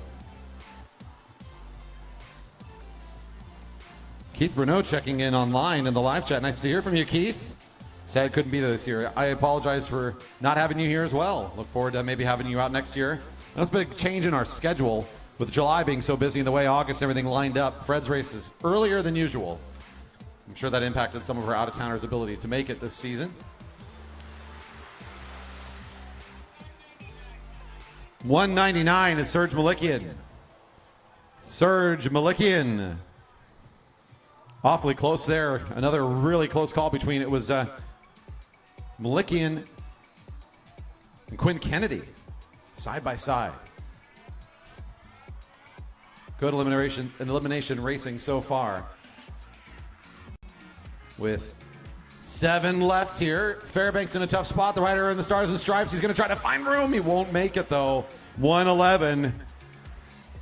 Tried to pinch into the middle of the field. Just wasn't quite enough room even for his small frame to make it in there. 6 remain now. Looks to be Harrison Devine in the sprinters lane right next to Merrick Gallagher, his Madison teammate from last night. Two of them worked together to be our champs there in Team Yellow, if you recall the fun we had yesterday with our Madison.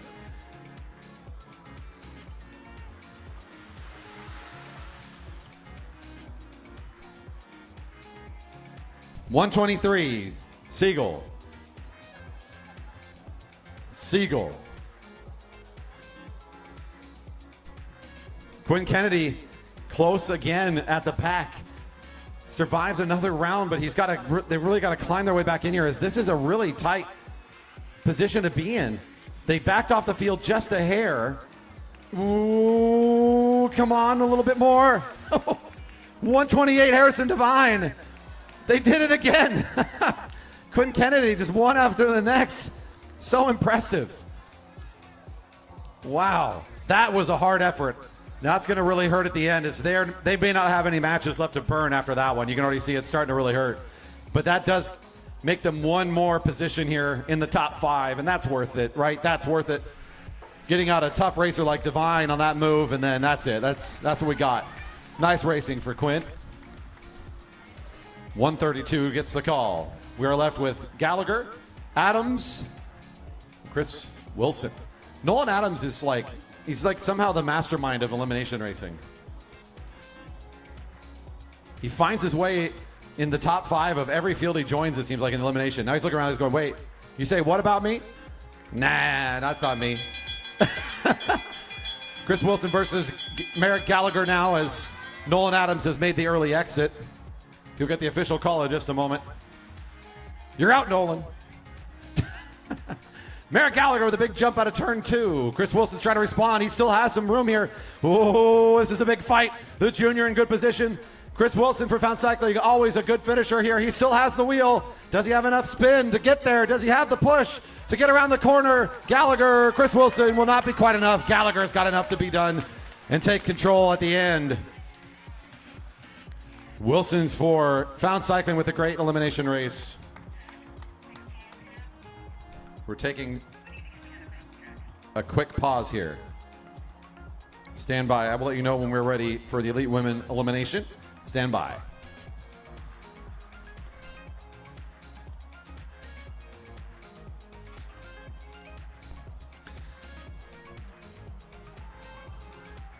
This is a good crowd on a Saturday. You guys have been putting your hands together a lot. Let's have another round of applause for all the great racing we're having. Where are you at, folks? All right. Now, we don't always have a big show up on a Saturday for our weekend racing, so appreciate having not only some of you here on the home straight enjoying it. Corner one looks like we got some folks here, but you're making some noise too, putting your hands together for the riders. Appreciate hearing from you. If you're out there enjoying the live stream as well, a shout out to you as well. Thanks for being a part of it. If you're a subscriber, you can go in the live chat and let us know you're here. Already had a few check-ins. Nice to hear from some riders that we might hear from on a normal year here at Fred's Race. Beverage garden, the food truck's still open. We're here hanging out. A beautiful evening. It wasn't so beautiful yesterday. We were a little worried we weren't going to even get racing in on a Friday night. Y'all were here as we kind of got a little light rain throughout the early evening. The track was pretty wet well into the evening, but we did manage to get it in. One more round of applause for our good friend Ken. Great competitor and athlete. We'll see him again soon, we know.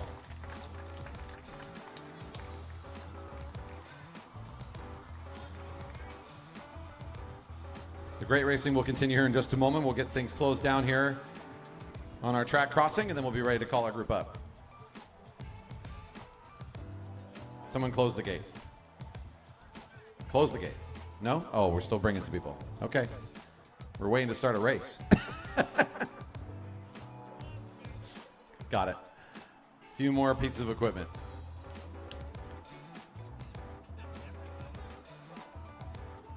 All right, and with that, elite women elimination to the rail.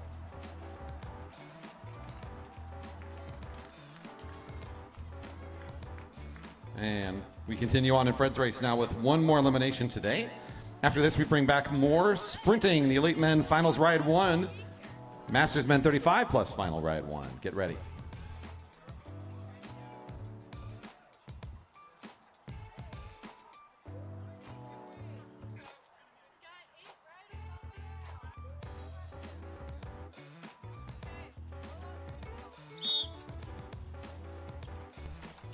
Off for their neutral.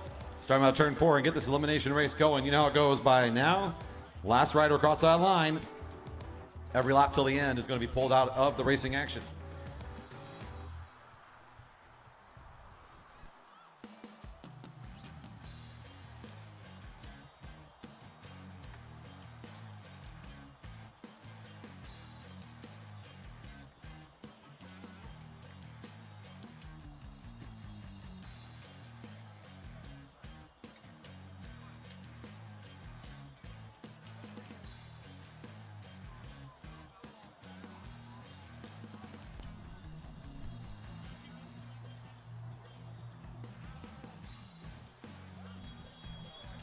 And the sound of the whistle means racing's underway. There's our bell reminding us once again, eliminations will start next lap.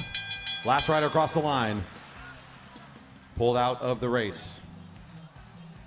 It's number 216 at the back of the group right now, Nancy Dahlberg for Dyna Racing. Meg Mountner right in front of her, the rider in black. Both riders are already starting to position themselves forward a little bit here.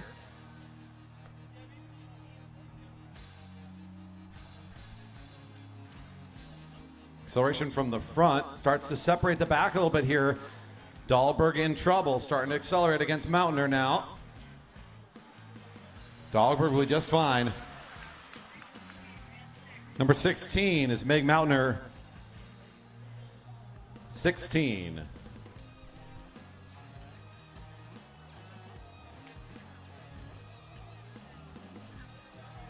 Dahlberg kind of gets separate there for just a moment. Post-elimination from Mountner, but gets back on quickly. Scrambles her way back up to the rear wheel. It looks like Sarah Lynch is playing the lead role for the field right now. Everybody following around the junior, setting the tempo nicely. It'll be, I think, our rider from Dyna this time. 216, Dahlberg. 6 riders remain. It's still Sarah Lynch leading out this field, including some of her coaches right behind her. Teammate Ruth Tomko right alongside. There's Hillary Luther behind her, the rider in that white kind of maroonish purple colored jersey. I don't know what color that is. Someone out there has probably got a better word for it. Edwards at the back for Team Mama Bears, having to accelerate a little bit here now. It's going to put Luther in a bad spot. 14 is Hillary Luther. At least she was smiling as it happened. A little shrug there at the elimination too. Ah, shucks.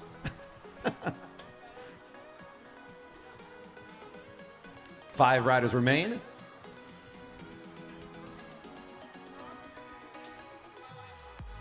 We got Fuller right in front of Edwards, forming the back group of this field. That little lineup there, as you've seen in a lot of the fields tonight, this formation, almost a lineup at the front and then this kind of a tail that swings out towards the finish line. 15 is Lynch. For all that hard work, that's how you get repaid. Ugh. Leading out the field, and then they eliminate you. It's a tough world out there.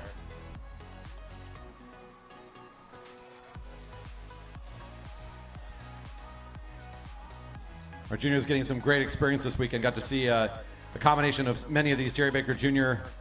competitors you're seeing in this field work together for their team pursuit earlier today, including Lynch, who had a real tough ride and a really great effort today. 203 is Renna Fuller, another member of that same team. Another of the Jerry Baker Juniors given the out here and 4th overall. It's Edwards right behind Tomko, next door to Kelly Darlene, the rider in blue.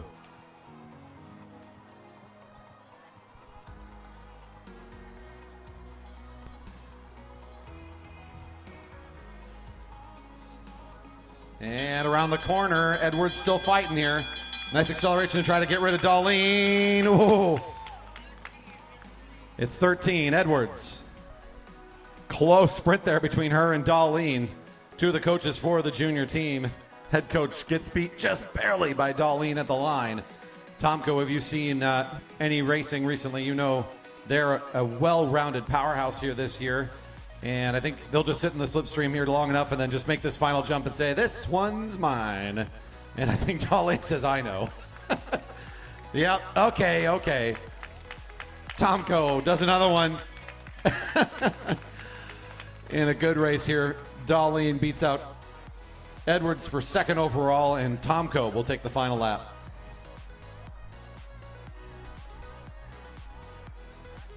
Elite Men Finals, Ride 1, the ride for 3rd and 4th, your bronze ride, so to speak, here between J.C. Pyle and Andrew Karlberg, a best of 3. Ride 1 now getting lined up. It'll be Pyle in front, Karlberg behind.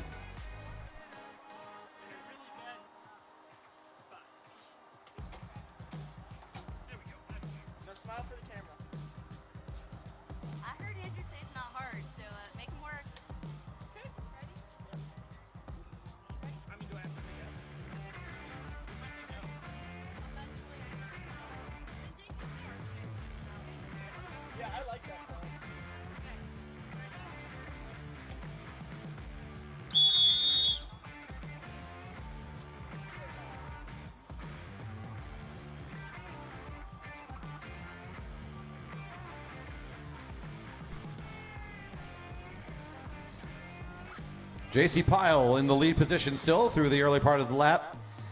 The younger competitor here, Karlberg, right behind.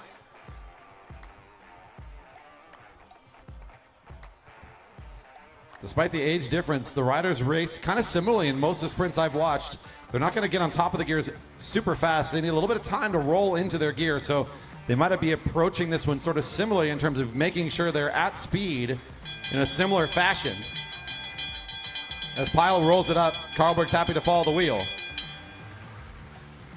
Pyle now watching the red line, seeing if Karlberg is going to try to take over the front anytime soon. He keeps diving out of that sprinter's lane, trying to get the bite out of Pyle. Pyle will now start the sprint in earnest down the back straight, trying to hit that 200-meter line at full speed.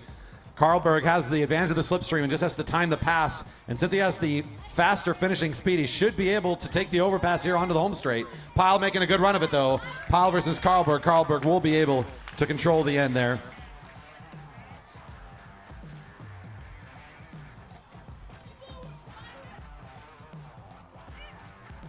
Ride 1 goes the way of Karlberg, and now your race for 1st and 2nd. Wyatt Paul in position 1. Bib number 103 in the blue for Waterline Racing.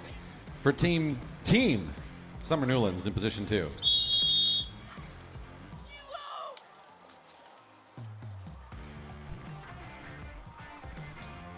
This is ride one for the first and second place in the elite men category. Your fastest time today, and I think it was a couple tenths of a second off of record speed, but it's a very fast 200-meter time from Wyatt Paul today. A little over 10 and a half seconds. On our track, that's quick. Summer Newlands, she also put up an impressive time comfortably under the 11-second mark. So top speed, both of these riders got that in their back pocket. Newlands has shown to have great acceleration, great timing. Overall power has to go a little bit in the direction of Wyatt Paul. We've seen his top speed be a little bit higher.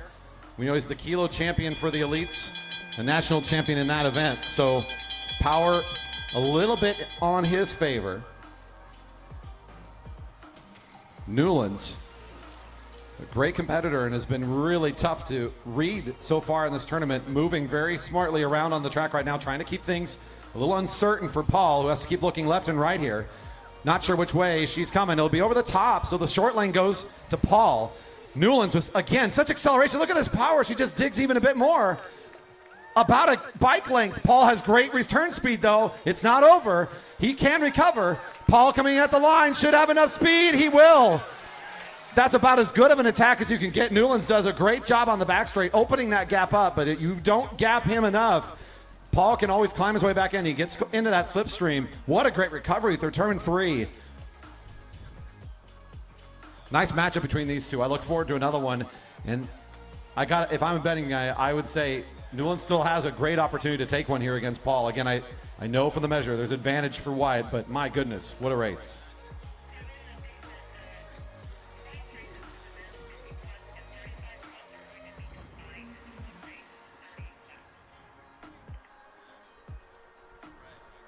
Is our finals ride for Masters Men 35 plus. Ride 1. Come on down. Who am I looking for? Ride for 3rd and 4th. Come on up. I think this is Douglas and Campbell Harris.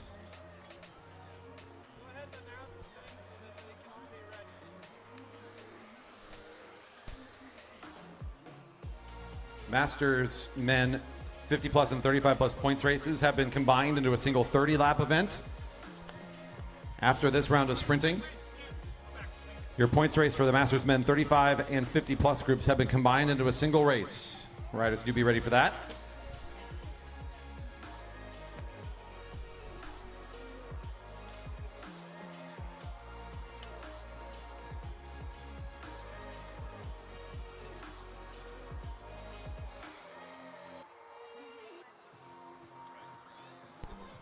On deck, we have Tomko and Ritter getting ready for their final ride as well in this group. Masters 50 plus and women A group, both the major and the minor, should be getting ready for their final, followed by the Masters 50 plus women B.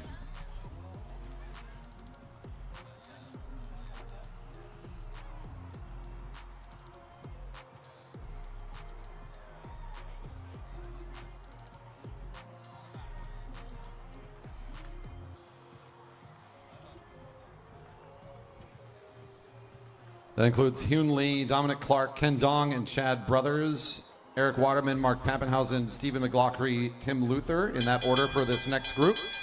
Riders should be ready for their ride. Bells ringing for one to go. This is Stan Douglas inside position against James Campbell Harris in the race for 3rd and 4th. This is ride 1 of a best of 3 between these two. Good friends at the track, well acquainted with each other. Both fashioning themselves more as sprinters than anything else here at the Velodrome, so they're going to fight tooth and nail for this one. Campbell Harris has got the long way to go, but he's starting to climb his way back into it. Douglas with the advantage in the sprinters lane won't quite be enough here as James Campbell Harris continues to make the gain he needs. And Douglas shaking his head right as the line, says, dang, you got me. And a close matchup between these two. Look forward to seeing more from them. Teammates coming up to the line now. Time for Tomko and Ritter in the head-to-head ride 1. The ride for 1st and 2nd for our Masters Men 35 plus.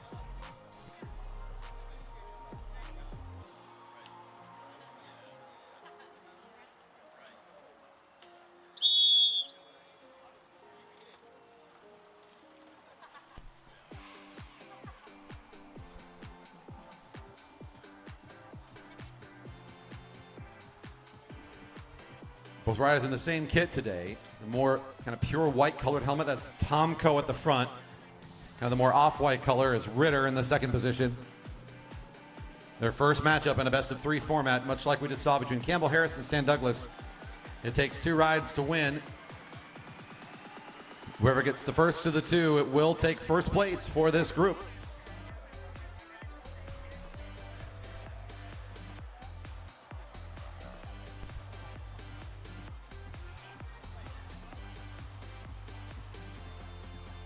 Both riders at a pretty moderate tempo, actually pretty quick compared to some of our previous heats.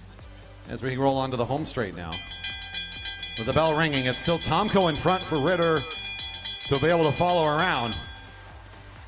Tomko with the quicker qualifier. Ritter not far back off that time though. And he raced very impressively in the previous matchup. So with him getting this follow position like this might be a great way for Ritter just kind of follow in and try to get the acceleration at the end. Tomko forced just to do the lead out duties now. Powerful from the front. He's won a lot like this. Ritter, though, in great position. Can he find the acceleration? He's not come around yet. Here he starts to go to the line, and it's going to be close. Whoa! My eyes give it to Ritter on the outside.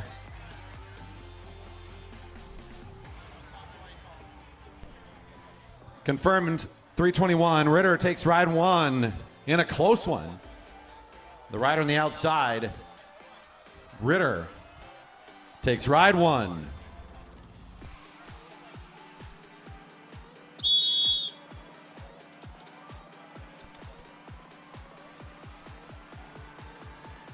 Eric Waterman, Mark Probenhausen now in a head-to-head for what will be the 3rd and 4th place in their category in a best-of-3 as well. I believe after this we're going to bring up the ride for 1st and 2nd, which would be McLaughlin and Luther. And then we also have straight to final for 3 riders, Hyun Lee, Dominic Clark, and Chad Brothers. I believe that'll come up after.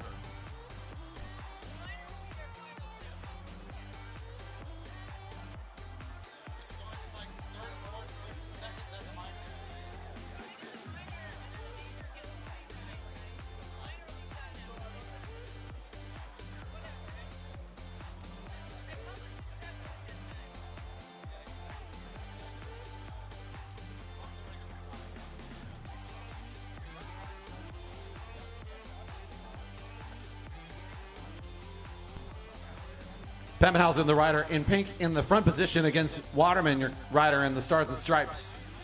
And at these competitions, if a rider's wearing the colors, it means that they're a champ in that previous season. So Waterman, a veteran of this format, racing at Masters, Nationals, many a time.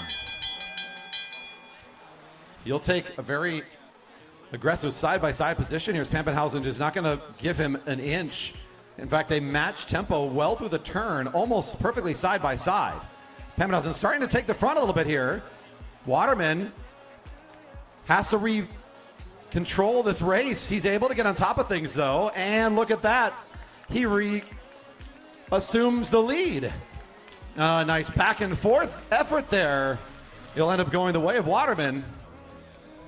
And what was an interesting race on the back half, it looked like Pemmenhausen had the jump, had the move that he wanted, just couldn't quite finish. Waterman was able to stay in the sprinter's lane and came back into contest for the finish line. Final ride for 1st and 2nd. Ride number 1 between McLaughlin and Luther. McLaughlin in position 1. Got the checkerboard pattern up and down the side and that black helmet. The all black jersey behind with the white helmet. That's Tim Luther. Once again, a best of 3. This time for 1st and 2nd overall. The ride for 5th through 7th. Lee, Clark, and Brothers are on deck ready to start. We'll then go to Group B. We're going to restart that one as the double shot means maybe not moving at the correct tempo is my guess based on the call there. We'll restart them.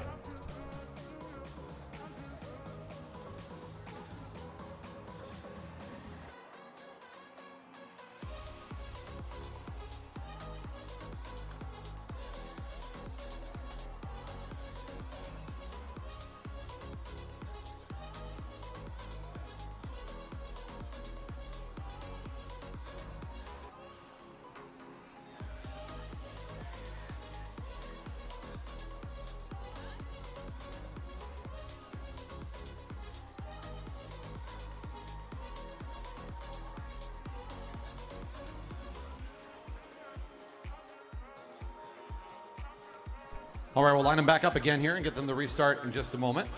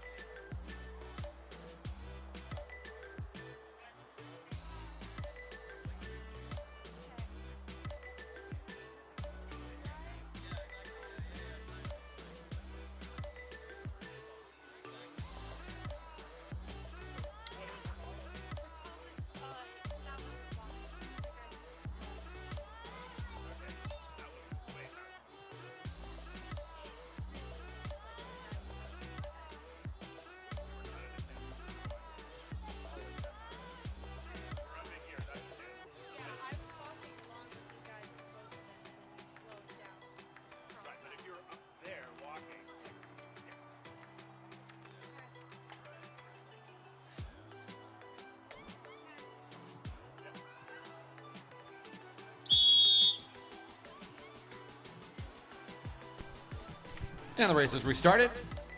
Riders electing to keep it in the same order as I believe was given to Luther to choose if he wanted to switch it up at all, and you'll maintain position 2. So we'll get this thing started again with McLaughlin in the front. Almost side by side now as Luther will come up along the rail in closer proximity.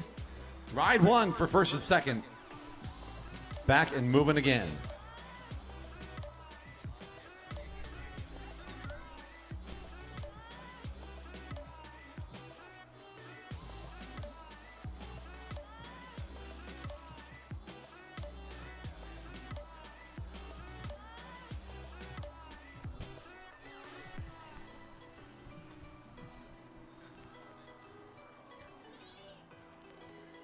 Luther assumes the front position now as McLaughlin is falling around his lead.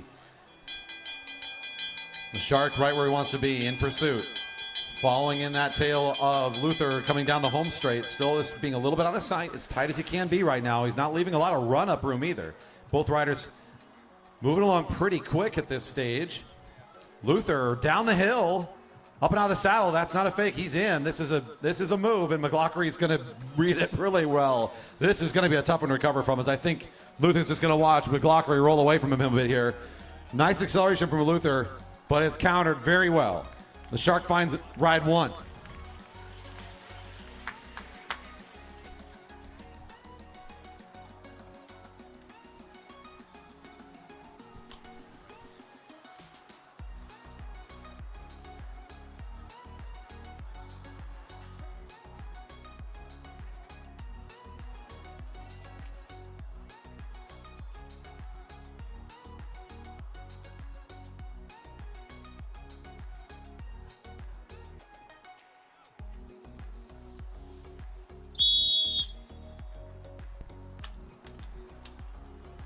And these 3 riders will be all done with their sprint tournament after this ride. Placed in 5th, 6th, and 7th place based on their finishing order here. On deck, our Masters 50 Plus Women B group are also in their final. After that, we'll bring up the big points race for the Masters men.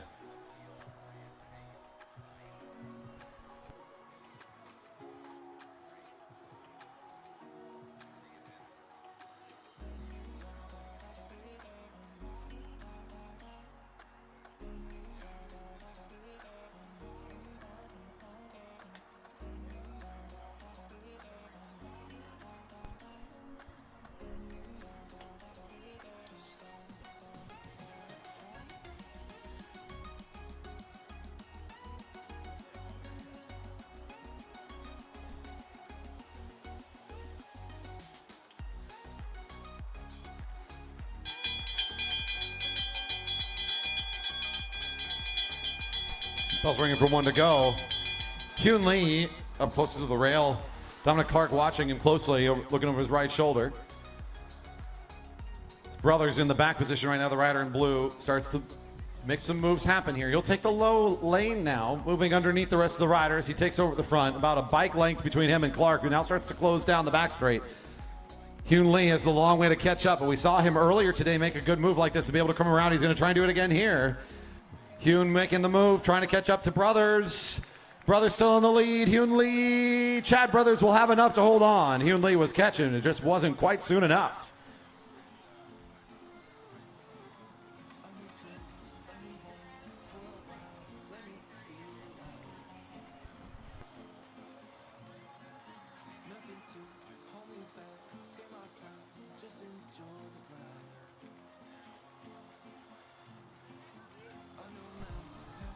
I believe this is going to be Fujikawa and Mullen coming up to the line now,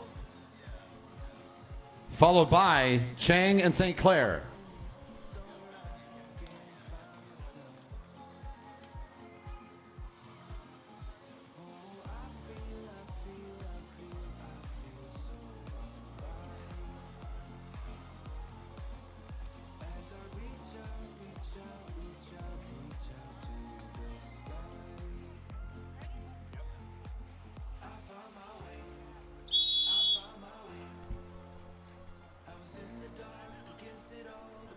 Jim Mullen, position 1, number 330. Racing against teammate Aiko Fujikawa, who comes alongside and now takes over the front.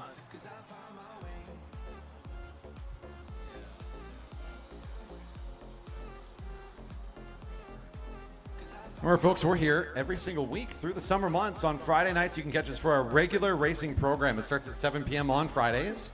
Beverage Garden with Postdoc Brewing and Locust Ciders. Our food trucks. Lots of great food trucks rolling in through all season long. And, of course, great racing. It all starts at 7 o'clock. You can come into the park between 6 and 7 to find your spot, grab some food, enjoy the beautiful views here at the Velodrome, and enjoy the beautiful outdoors here at Marymore Park. And then put your hands together and stomp your feet, make noise for the main attraction, of course, Friday night racing. We also have some great special events coming up through the season. If you want to learn more about all of the race programs we offer here, including classes to get started with racing at the track, check out velodrome.org, our website. Again, it's a good website, velodrome.org. 1 to go, and here goes Aiko now starting to accelerate things.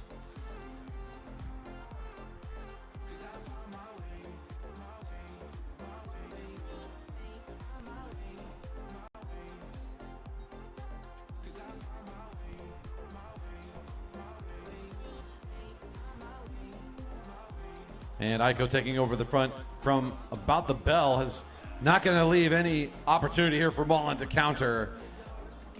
Fujikawa taking this one in dominant fashion. Nice ride here for the two teammates. Mullen coming across the line now.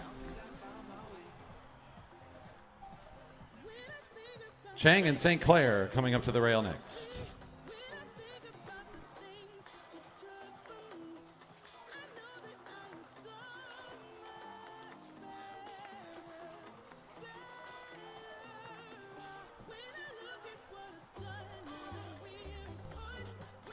Points race on deck. Masters men points race.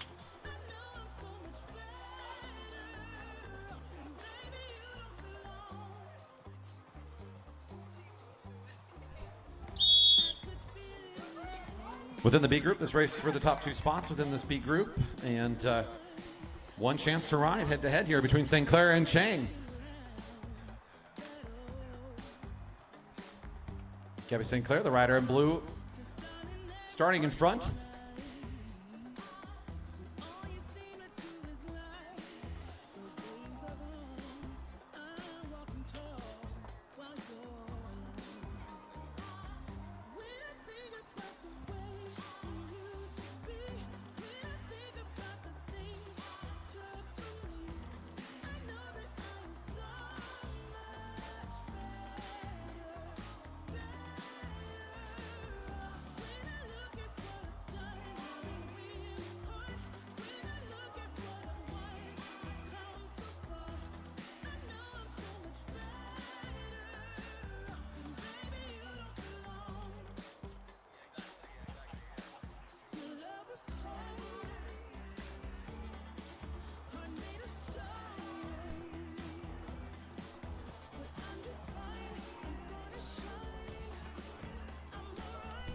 Still St. Clair in the front. Rider in blue. Raymond Chang at the purple jersey right behind.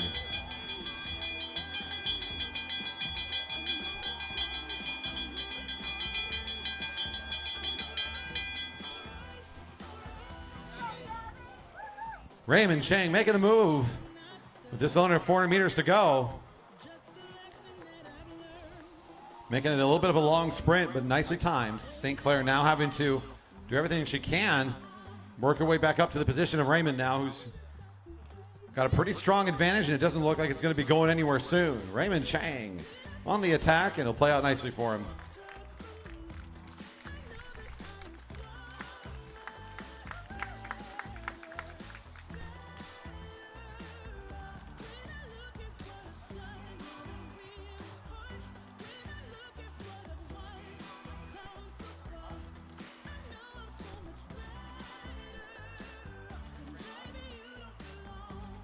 And we'll bring up our Masters men for the points race to the rail. Points race to the rail.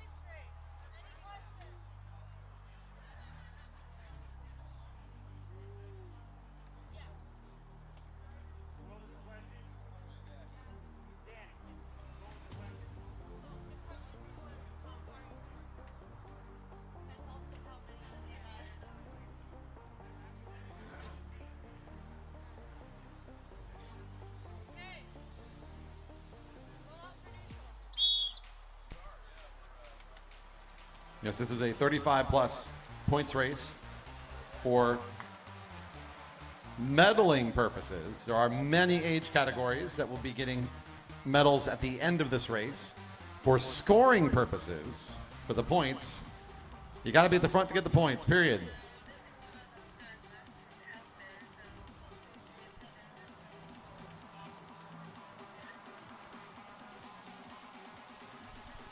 Curling the neutral style of the turn 4. This is a points race. Points given out in this 6x5. 6 chances every 5 laps for points. On the point sprints, it's 5, 3, 2, and 1 to the leaders. Double on the final lap, 10, 6, 4, and 2. 20 points to lap the field, minus 20 if the field laps you. Where the most number of points at the end is the winner. Ties broken by position on the final sprint. Points racing in a nutshell. Here we go. Racing underway. You'll know when it's time for those special laps when the bell is ringing. Then we know the next time they come around, the points are going to start getting awarded.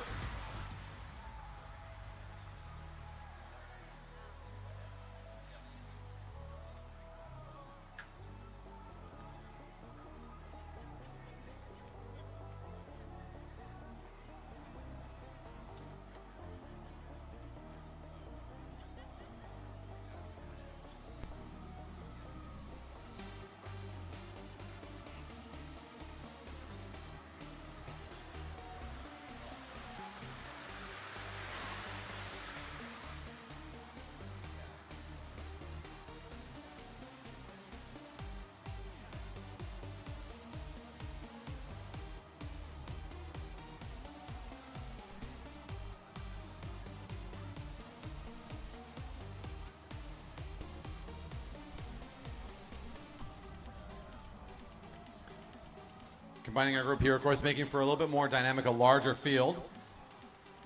Everybody racing for the same goal, though. Got to be at the front on those special laps to get points.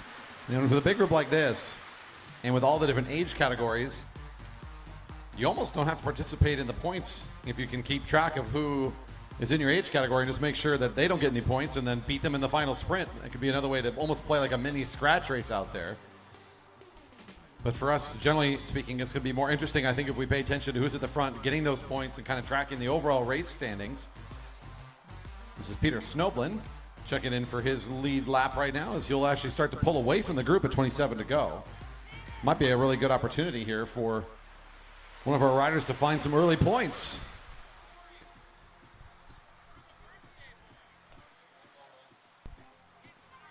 It's Peter's birthday. Aw, it's so cute. He's finally 22.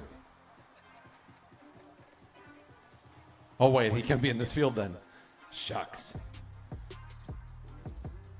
Well, that's too great. Snoblin doing what he does best on his birthday, just like every other day. Off the front of the field, trying to attack and keep it aggressive from the front. Bell's ringing for points.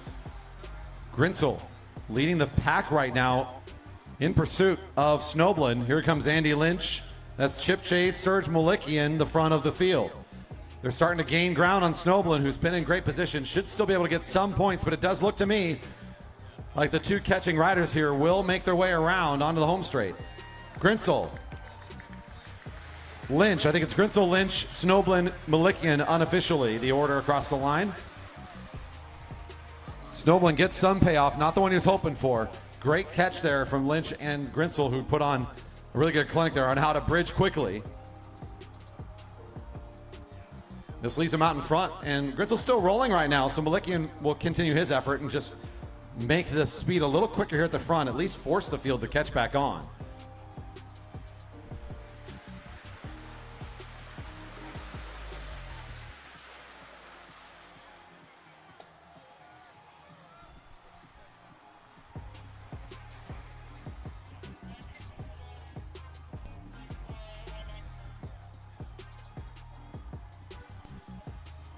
Lynch has confirmed the winner of that first sprint, and it was a very close one between him and Grinsel. Snoblin and then Malikian, your riders with points right now. Again, Lynch, your leader with 5. Grinsel in second with 3. Snoblin in third with 2, and Malikian has 1 point, now good for 4th. Next bell at 21 to go. They just saw 23 as they came across the line that time.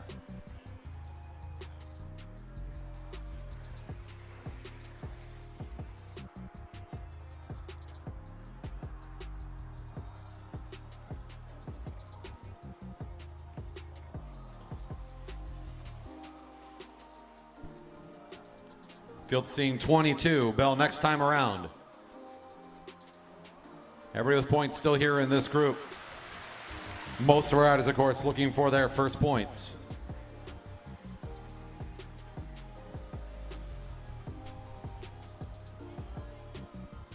Conrad Mayer in the pink for Dyna Racing has positioned himself at the front. A couple bike lengths out in front of anybody else, but they're starting to respond now.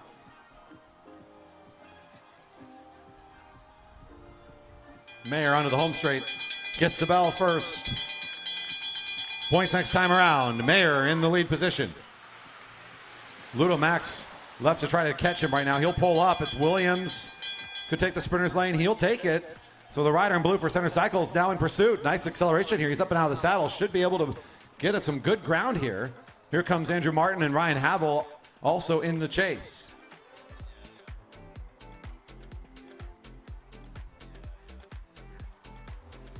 Mayer still in front, but it'll be Martin, then Williams, Mayer, and Havel.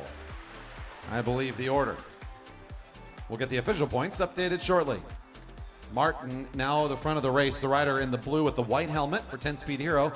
Front in position, picking up the 5 on that sprint. Will be near the top, if not the top of the race currently.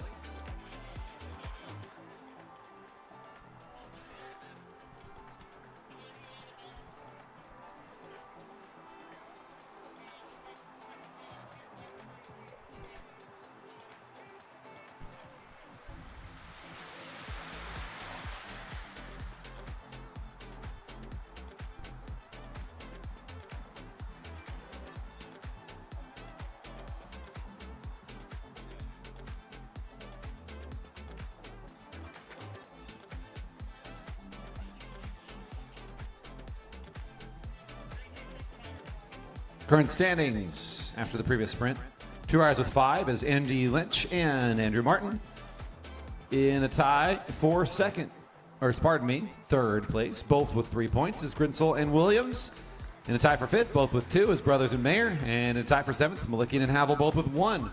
4 different riders picking up the points in those 2 sprints. So we got a whole bunch of ties right now. Snoblin and Chip Chase have positioned themselves away from the field as we're getting the points update. A nice little gap here for these two. Chip Chase looking over his shoulder. He sees he's got a bit of a gap. He'll start to push a little bit hard on the pedals, saying, we might got something here. Let's go. And actually the field kind of going a little bit high here. Most of them go above the blue line. You can see Ludo Max on the front of the field is willing to do a bit of work here at 17 to go. Can they continue this catch? Willie Gonzalez is up next to see if he'll keep the pace up. Number 140. In fact, it looks like he's in catch mode. Whether he's going to lead out the field or not, he's going. So another effort to try to get up here. They are about to get the bell. Ooh, Chip Chase, he's pushing hard when he gets to the lead. He really wants some points here. He's not going to make it this easy to get caught. Bell's ringing. Chip Chase on the lead of the lap. Snowman right with him. Willie Gonzalez looks determined. He's got a target in mind, number 140. And I think he's going to get. And he gets his catch on the back straight. He brings with him 3 more pursuant riders. And Snowman and Chip Chase, just like that, they'll lose the lead as the riders that have organized to catch will come over the top. That's Conrad Mayer in the pink. Willie Gonzalez finds the 5 on this big sprint. Williams and Martin doing a similar move here. It'll be Martin on the outside, Williams and Conrad, a very similar flying formation there as the 3 of them come across the line, with Martin on the outside getting the bigger points, Mayer on the inside getting the fewest. Gonzalez, though, what a nice move there. He really got determined to make that bridge happen, and he finished it off in style, flying around Snowblin and Chip Chase, and just carries the momentum all the way for the 5 points, and he's still out here all on his own, just keeping it up. Nice race here. Willie's been busy this weekend, plenty of racing already, showing up here for the long points race and looking pretty good here right now. He's got a group of 4 right behind him, looking to catch on. Your points updates after the previous sprint. We'll check in and see where our standings are now. Andrew Martin being involved in 2 sprints means he's our first leader, first rider to get more than 5 points. Martin with 8 in the lead. 3 riders with 5 apiece, tied for second. Andrew Lynch, Kenny Williams, and Willie Gonzalez, all tied for second with 5. Grinsel with 3, Mayer with 3. Brothers with 2, Malikian and Havel 1. 13 to go. Willie gets caught by a couple of those chasing riders, and now it's piece by piece. Kind of the breakaway portions of the field have worked their way back up to the leaders, and now our field's starting to form back together underneath the Stanley sign. We have a straggling group of 5 just off the pace, but still within striking distance, and also trying to make their way back up to this main field. 12 to go. Martin on the front, number 102. Pulls out of the way, and Willie Gonzalez doesn't take a pull, so this will slow down the field a little bit here as many riders are going to go above the blue line. You look at your back group here, that's Ryan Havel that says he sees an opportunity, he smells blood in the water. He's going to go back up there and try to close this gap down, as will Grinsel and the rest of this group that got left behind for a moment. Both Havel and Grinsel with points. They want to get back in on this. Right as the bell's ringing, a tough time to catch the field, but at least they're here for the acceleration.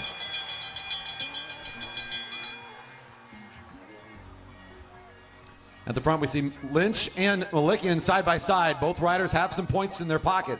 Lynch with 5. He's one of the riders tied for second right now, and he'll lead this thing out. It's going to be a familiar position for him. Here comes Martin doing what he does best, moving through the field, finding the lane, and taking over. Out of these group sprints, he does it again. This time it'll be good for 5, though, as he's leading the race. Martin, Williams. On the inside, I've got Lynch, and then Chip Chase for 1.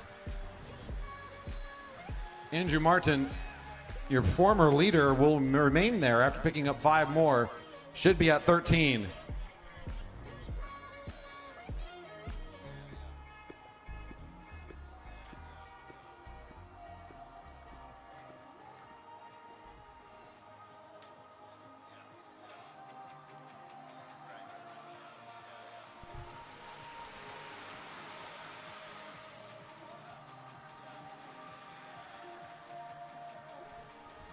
Martin now in the lead with 13, as stated earlier. Kenny Williams moves alone into second with 8. Andy Lynch in third with 7.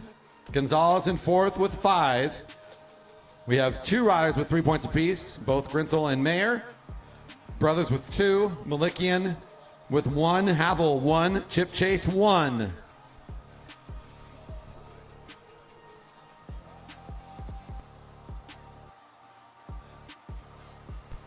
Everyone well above the blue line. Time for a mild recovery effort here.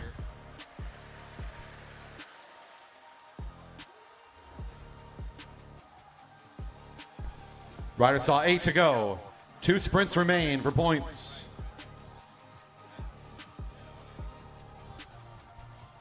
Plenty of time for our riders to catch up here. Gather themselves back up. It's Lynch at the front of the field up at the rail. Riders forming up underneath him now. Bunching up in turn 3.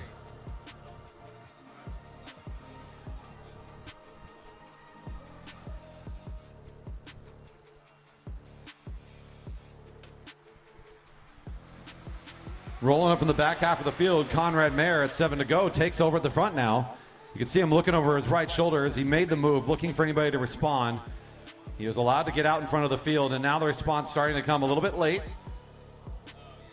Here comes Lynch, Gonzalez, and most of the rest of the field still in pretty good position. A couple riders on the back not able to respond quickly enough. Some of our riders are recovering onto the field. Left behind a bit, 16 to go. Mayer still on the lead of the lap.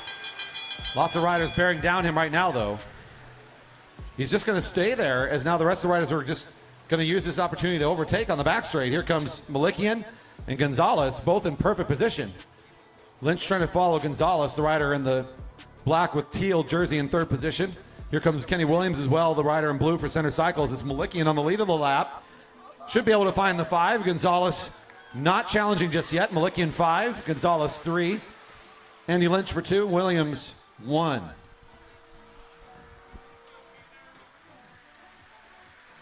Malikian elects to move up high. He doesn't want to keep the tempo. Right when the field, though, they really would like just to catch their breath. And guess who's going to say no? Conrad again. He's going to come up to the front. He's not on full attack mode, but he's certainly keeping it rolling here.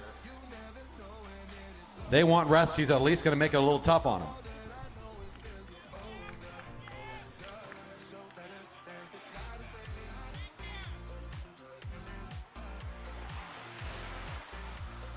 We'll get our official points updates shortly. It'll still be Martin as your leader at 4 to go. He's back in the main field. Now about almost 100 meters, even maybe more up to Conrad Mayer. He's got himself a nice gap here. Martin's still in the lead with 13. Kenny Williams in a tie with Lynch for 2nd overall with 9 points apiece. Willie Gonzalez in 4th with 8 now. Serge Malikian with 6 and 5, in 5th place with 6. Mayer at 3 to go is in fantastic position here to capitalize. Remember, the final sprint's worth 10, and the only other rider that has more than 10 points is Andrew Martin. So this is a good move for the rider in pink for Dyna Racing. Let's go back to the field. They are starting to move along at a decent pace now. It's Ryan Havel kind of beginning to pick it back up again. The race within the race is important to remember as the age categories, they kind of dictate sort of the competition built within this race. Mayer getting a lot of help from the home crowd here at 2 to go. Field sitting above the blue line right now. Kind of wide across the track, a little bit 3 lines across. No one's in pursuit mode. They're really letting this develop. Mayer's basically got the 10 points in his back pocket already. At this rate, there's only 2 laps remaining for the field. Ludo Max on the front. Now Andrew Lynch. There's Chip Chase. They're starting to bring things up to speed. I don't know if it's going to be enough for the rider in pink. Here comes Conrad Mayer, getting the bell and the support from the home crowd. 1 to go, and the big 10 points seems fully locked in for the rider from Dyna Racing. I love the move. The group sits high, and he just goes again. Field gets the bell. Here's Andy Lynch on the front, driving the train. I think the train left the station too late to catch Mayer, though. At this rate, it's a race for 2nd across the line from the field. Malikian starting to accelerate above the red line. Here comes Martin. Now the rider in that white helmet. Big jump from Andrew Martin. We've seen this one too many times. But let's go back to Mayer. It looks like it's going to be Conrad closing it down. 10 points. Behind him, here comes Martin for a big 6. Should be your overall winner today, both in the category and the overall race. And Willie Gonzalez comes out of the field for 4 points. Great contested points race all the way to the end. Conrad Mayer, you got to love the move. He starts that with only 3 points, and after that he'll have 13. I don't see how he doesn't end up in top 3, maybe even in 2nd overall, just from that finish.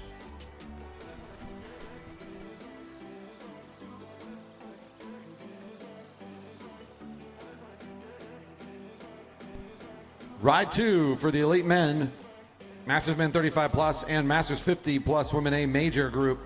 Finals Ride 2 upcoming.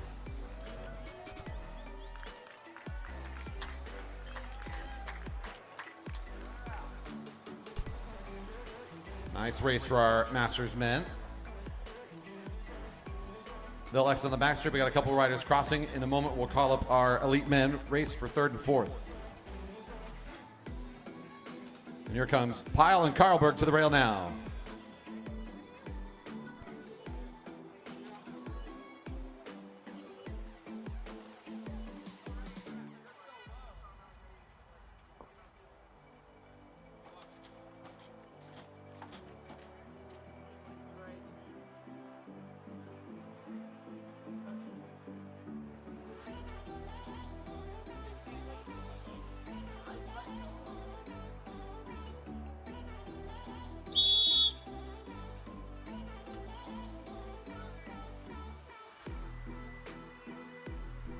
And sound of the whistle. Racing has restarted here for these two who taking a bit of a break from Ride 1 to Ride 2.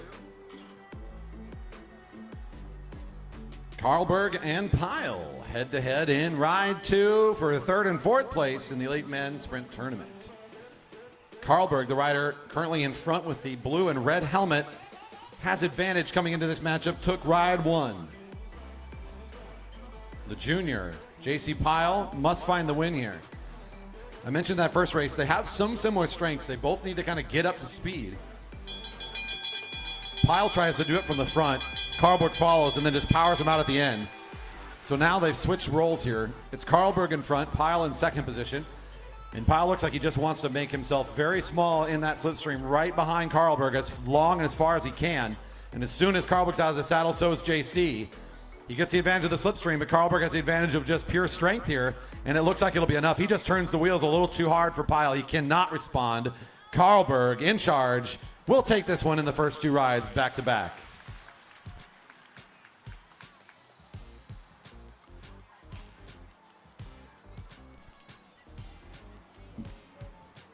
Wyatt Paul and Summer Newlands to the rail.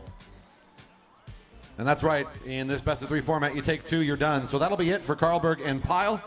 Karlberg will end up 3rd overall in the category for his back-to-back.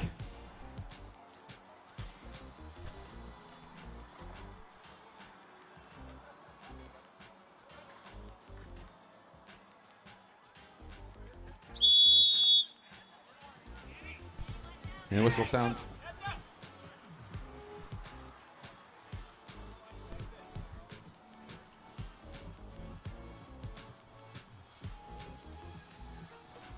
The ride for 1st and 2nd. Wyatt Paul, Summer Newlands, head-to-head once again. Ride 2, the critical moment here. Can Newlands find the victory against Wyatt Paul, or will it end now in this second ride? The first ride, we saw great tactics and a fantastic approach from Summer Newlands. That's got to be frustrating because the approach seemed just right. If maybe just a bit more acceleration, a little bit more jump, a little more separation, it might have worked. But Wyatt Paul was able to respond fast enough. He had about a 2 bike length gap at biggest, I would say. And then back to closing down that gap he went. He got back up on the rear wheel and then continued the acceleration, was able to find the win from what felt like a deficit based just on the tactical approach.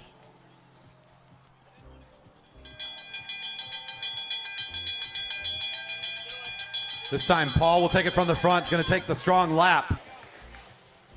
This gives Newlands the opportunity to come back up on the rear wheel and try their own move against Paul, but Paul, one of the fastest kilo riders in the country, gonna make this really tough for Summer Newlands. This is a good way to win the second race.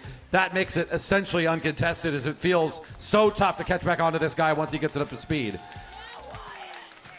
Nice race for these two. They'll go 1st place overall to Wyatt Paul. Summer Newlands, your 2nd place finisher in the group, and what a great set of races that was today for these two.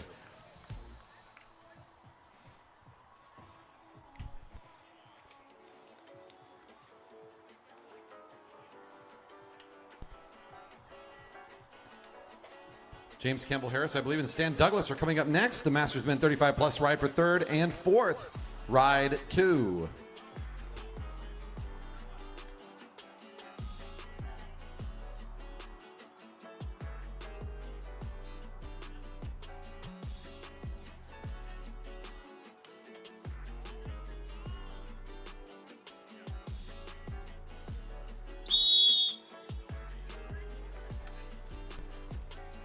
Riders away.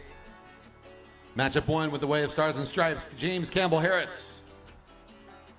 Rider in purple needs to find the win here or it'll be all done. Third place will go overall to James, the rider in second position right now. We haven't had a ride 3 yet, so we're all thinking the same thing. Maybe it'd be fun to have that third ride. It's going to go to Stan Douglas if that's going to happen. Our rider in purple in the front right now. Looking for a victory.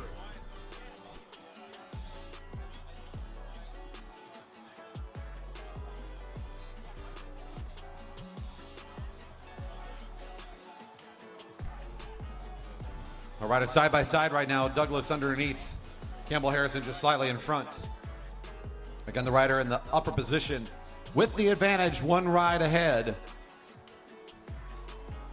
Trying to find back-to-back wins here and have a bit of an early night. 1 to go as the bell rings. Campbell Harris rolling things up to speed. Douglas will match. They're almost shoulder to shoulder. Both high along the track. Not a lot of room go to the right. Nowhere for Campbell Harris to move, really. He's just moving forward alongside of Douglas as they're taking a ride together through turn 2. Douglas will take the inside lane. This looks very familiar, trying to do a very similar tactic to the last time they matched up. Side by side, Douglas has got the short lane, but it looks like once again, James Campbell Harris has just got a little bit more here to the line, and he'll do it once again. And the gesture, well done, sir. I don't know if Stan Douglas will be complaining that he doesn't have to do a third ride, though. Come on now. It's tough out here. Great riding from those two friends. They have met many times before sprinting head-to-head, and they do so again here for Fred's race.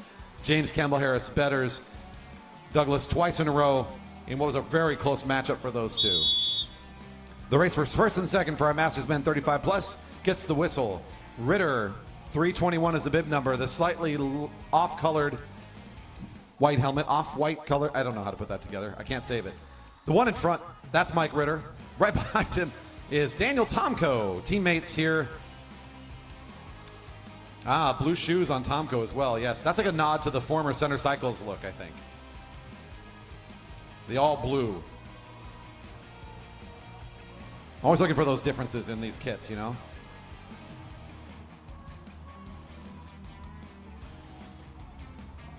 If memory serves correctly, it's Ritter that has advantage in this matchup. Tomko, very experienced, very great sprinter. Ritter has really come on nicely this year, as I keep talking about kind of seeing these riders from year to year, and Ritter certainly had a good offseason from the way he's been racing here in 2025. He looks like he's really found some new power, and he's put up a really good competitive set of races today and throughout this whole weekend.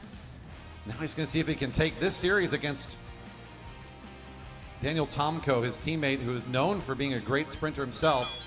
Has plenty of experience racing and competing in this event. Tomko's got a bit of a different posture here, nice and high and behind Ritter. He's letting Ritter take the lead. It does. I see Timon on there. There are cartoon characters.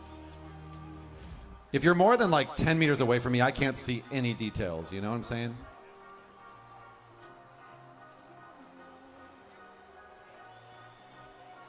Tomko sweeps the bike downhill. That's a great way to accelerate. Ritter's talking about cartoon characters, and Tomko's thinking tactics. That's a great move out of turn 2, and it'll be enough. I don't think Ritter's going to find enough to catch back on. We've got a ride 3 between Ritter and Tomko. Well played into turn 2. The experience plays out nicely. That sort of tactic, very different look here from Ritter and Tomko than their first matchup, and it plays well for Tomko this time. We're looking forward to see ride number 3 from them. Masters 50 Plus and our Women A Major Group Finals Ride 2 should now be coming up to the rail. I need to get my start list back up because it doesn't look like riders know who's supposed to be here.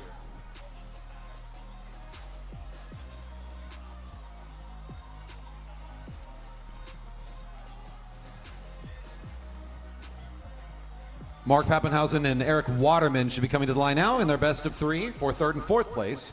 followed by Tim Luther and Stephen McLaughlin in their best of 3 for first and second.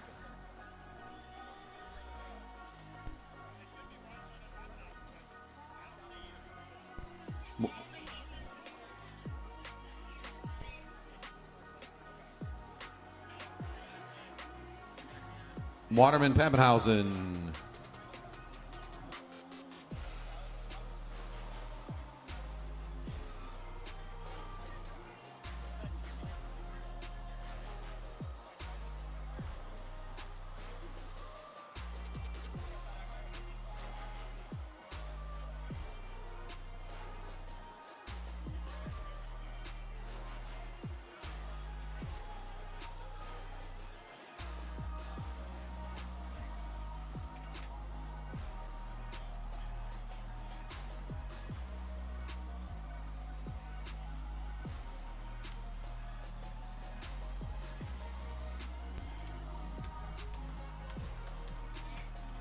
Stand by for a moment here as we confirm some things.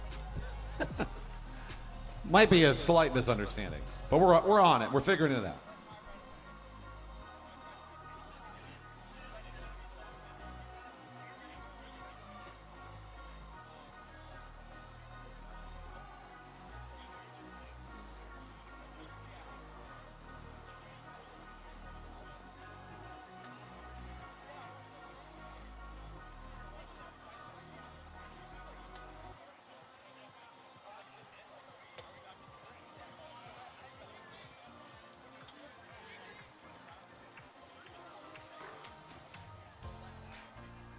Coming to the rail now, McLaughlin and Luther.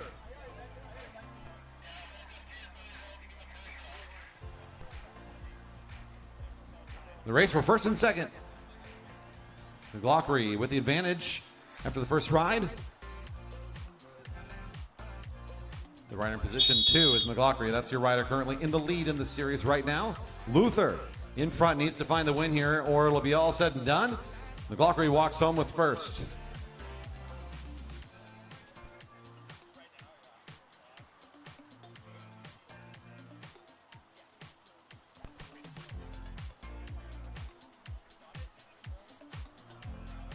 Tough ride for these two last time. Luther looked like he was in good position. McLaughlin playing from this second wheel spot, the same one he's in now, just following Luther around, made the jump and was just not catchable once he let it go. Might be looking to do a similar move here, thinking he might have the upper hand in that acceleration game, the timing, the tactics from behind.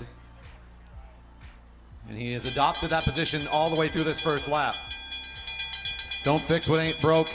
Try it again. Let's see if I can close this race out nice and clean. He comes underneath here. Second hand kind of move underneath as he'll just take over in the lower position, not in a full-on sprint, just pushing forward a little bit, taking up some more track space and position of power, and this should be enough of an acceleration now that the race is fully underway. Luther trying to find that rear wheel again, back in the slipstream, just can't quite make it. The Shark showing what he's still made of. Such a great sprinter. Won't be caught this time. And that'll send that series home as the best of 3 will go the way of McLaughlin.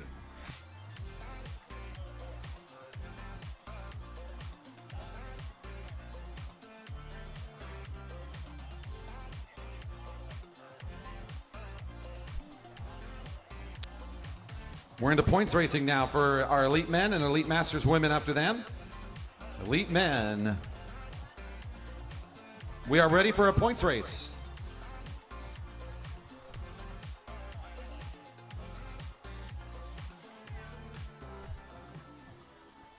And here they come from the warm-up circle. Elite Men for your points race. To the rail.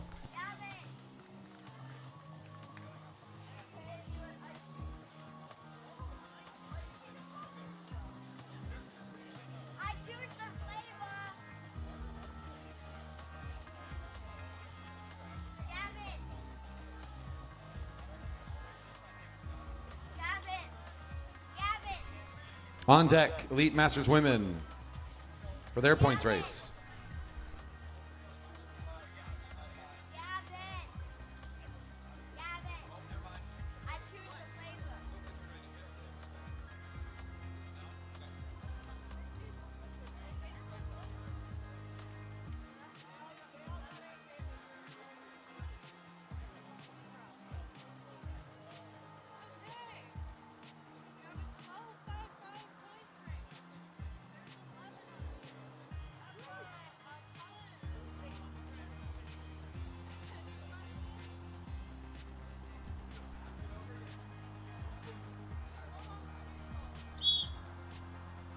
Riders away on the neutral for a 12x5 points race. 60 laps in total.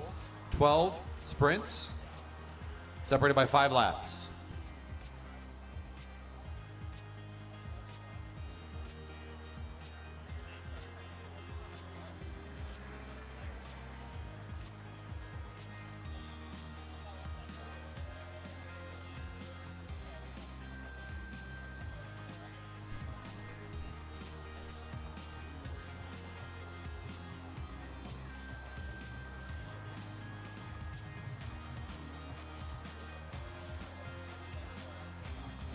Same points race rules as we had not too long ago. You remember our Masters Men points race back before those last rounds of sprints. Same rules apply here.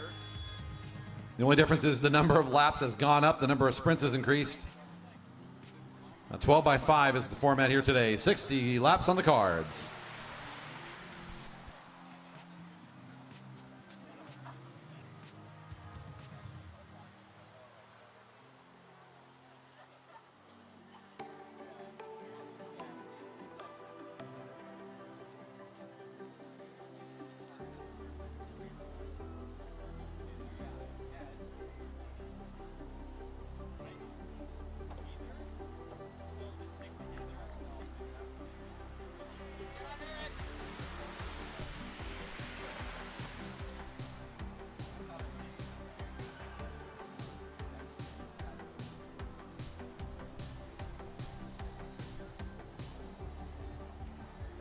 Our first bell will be at 56 to go.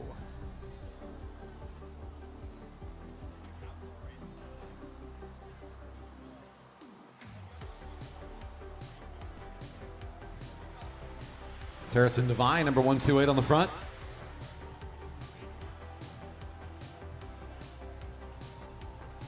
Andrew Martin takes over the front for a little bit here. And a lot of these riders, I mean, hats off to them. They've shown up for this points race, but many of our riders that are Masters competitors, they are double, triple, quadruple dipping here during this event.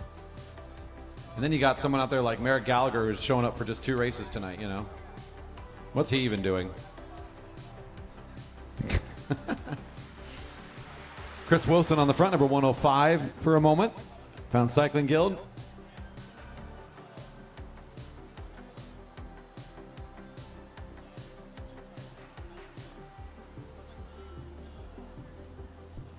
Quinn Kennedy starts an attack. Chris Wilson will respond fast enough to actually go to the front. Almost kind of blocking up the action a little bit here. He'll back out of the way as now Harrison Devine comes in the front position for just a moment. Looks like they'll back off and slot in behind Quinn Kennedy. They're now in charge as the bell rings. Your first points of the race coming up.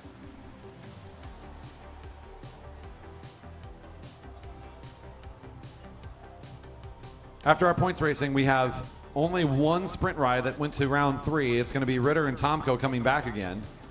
So they're resting up on the infield. Other than that, we've got 2 points races left this evening. We have this monstrous one for the elite men getting its first points right now. Havel, Gallagher, Harrison Devine, and Keegan Fairbanks, I believe the order.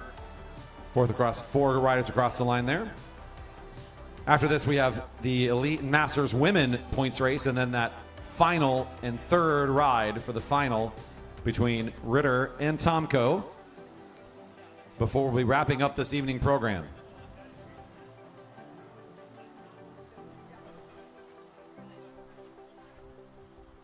Ryan Havel, your leader after one sprint. That's rider number 310 for ACT, quite literally a cycling team. Merrick Gallagher for the Jerry Baker Juniors was second across the line for 3 points. Harrison Devine third across for 2. Keegan Fairbanks in fourth currently with 1 point, also for the Jerry Baker Juniors.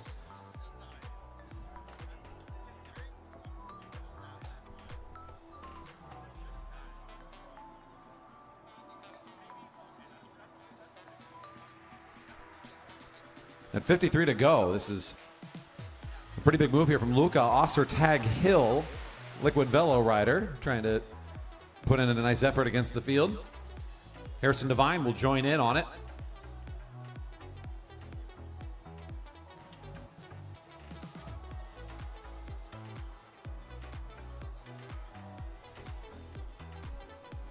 Both riders will abandon the move as things get a little bit too close.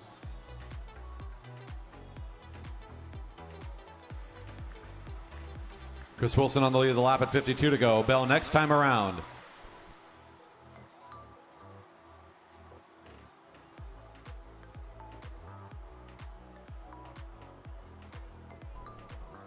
Most riders well above the blue line. Gallagher will just casually come to the front as the rest of the riders move high. The race leader Ryan Havel, mid to back field right now of this group, so a little ways away from getting more points on this sprint. Might see a change in the lead. 51 to go and the bell's ringing.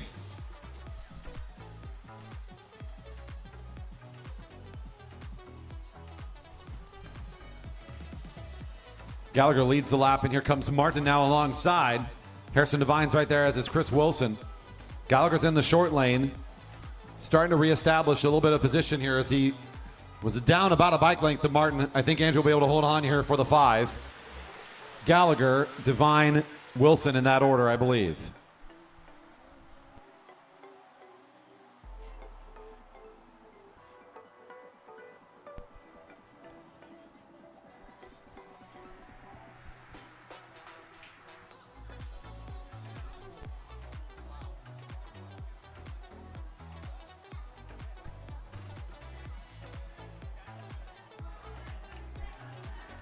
Nolan Adams. I wish I knew his intentions. It's hard to read him.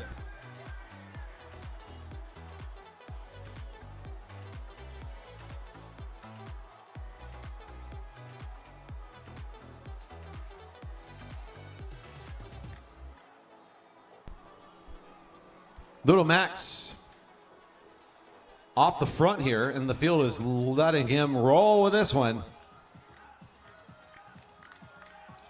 The Beverage Garden giving some love here. This is a good move and well timed. It will pay off if he can keep on this turn of pedals. He's already got about 100 some meters and gaining on the field. After the last sprint, we do have a change in the lead. Merrick Gallagher takes over with 6, just one ahead of both Havel and Martin, both with 5. Harrison Devine in 4th with 4 points. Fairbanks and Wilson both have 1.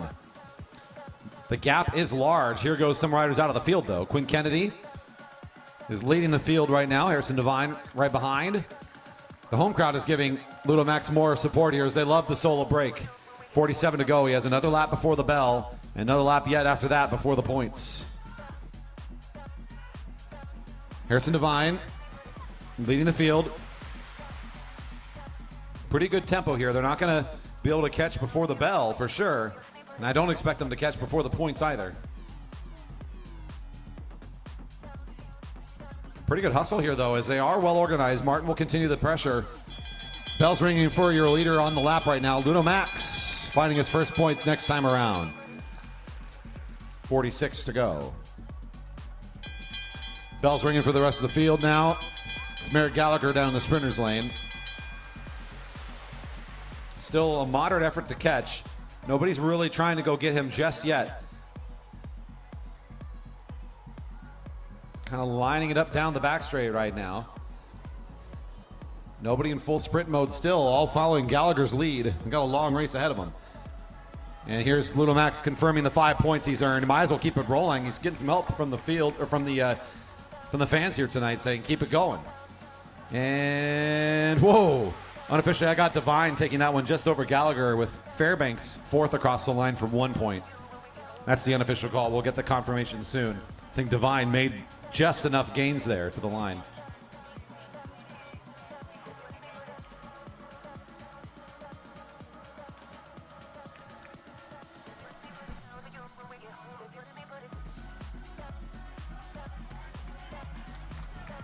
Confirmed it is Little Max first across the line for the 5. That one part was clear. It was Devine just in front of Gallagher. 4th across the line was Fairbanks for a single point. Gallagher holds on to the lead with 8 overall. Devine in 2nd with 7. Havel in 3rd. Martin in 3rd. Max in 3rd. All tied with 5 points apiece. Fairbanks with 2 points. Wilson with 1. The other half of the field looking for their first points, including riders in this break right now, Nolan Adams and Luca Ostertag Hill, the first two in that group. Now as Nolan Adams repositions himself to the back of the three. This encourages Quinn Kennedy to go on the chase along with Keegan Fairbanks, working together as a bridge group of two. The rest of the field scrambling now. Chris Wilson in the green leading the effort to bring this back together.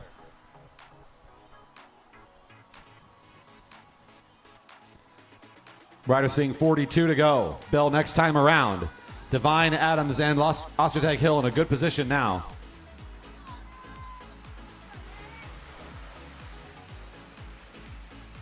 As Martin pulls up out of the way, Gallagher looks around and says, I think I'm going to go catch. So he'll put in a bit of effort here to get back up to the lead three. Malikian tries to follow suit, having a hard time staying on the wheel of the junior, but also making the bridge, and I think he'll make it up there at the tempo he's going. Just in time for the catch as the bell's ringing. And there it is, the overtake on the home straight. Harrison Devine tried to jump out and hold on to Gallagher up and out of the saddle, not able to get quite on top of the speed enough to hold on. Gallagher blows by, and here comes Devine now starting to bring things back together again. This lineup of five starting to separate themselves from the rest of this field. Things might get pretty shattered at this point if they're not careful. Gallagher for 5, Devine for 3, Ostertag Hill for 2, Malikian 1.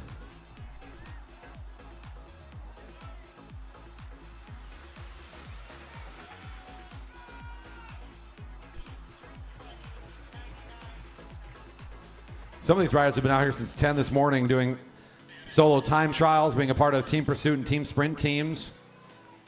It's been a long day for some of our competitors. I know Harrison Devine, one of the riders in this front break, has been in some groups, as well as I know Merrick Gallagher put out some efforts this morning. I look in that second group, I saw Quinn Kennedy put out several laps today as well. It's been a long day here at Fred's Race for some of these riders, and this one's just as grueling, if not more so, to end their day on this 60-lap points race, and now it's starting to get pulled apart, less people to share the workload with. A tough order here on a Saturday evening. Merrick Gallagher for the Jerry Baker Juniors holds on to his lead now with 13 points. Harrison Devine sticks in his second place position with 10 now. Ryan Havel, Andrew Martin, and Ludo Max still all with 5 in a tie for third. Havel has made his exit from the track, so that'll leave Martin and Max alone fighting over for third place, right now with 5 apiece. Fairbanks with 2, Ostertag Hill with 2, Wilson with 1, and Malikian 1.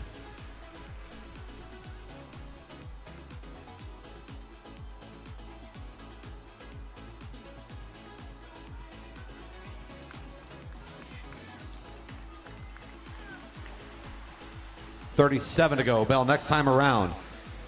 This catching group of 4 is just about there. It's Andrew Martin now in the lead for it, just as Chris Wilson gets done with his effort to try to bring this back together again. Keaton Fairbanks jumping over Quinn Kennedy, who's having a hard time holding on at this moment. Another one of these riders, I'm thinking about who's been out here all day. Quinn Kennedy's been putting out so many laps on the track for Fred's Race. What a Saturday they have had. Bell's now ringing. This group of 7, your main field in the front of the race going into turn 1. Nolan Adams on the lead of the lap now. Look for riders in position 3 and 4 to start accelerating as Malikian starts to move out of the sprinter's lane, and there's the move as he's up and out of the saddle. Gallagher will match. Here comes Martin as well, all joining around the right side of Adams, who now we have Malikian and eventually Gallagher for 5, Malikian 3, Martin 2, maybe. Oh, Devine came in fast. He might have snuck in 2 points there. I'll need the confirmation for sure. That one was at the line.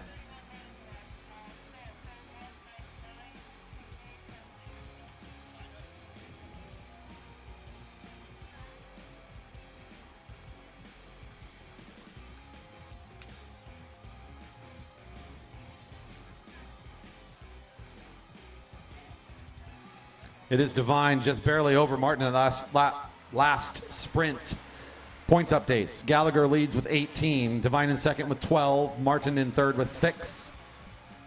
Max in fourth with 5. Serge Malikian with 4. Keegan Fairbanks with 2.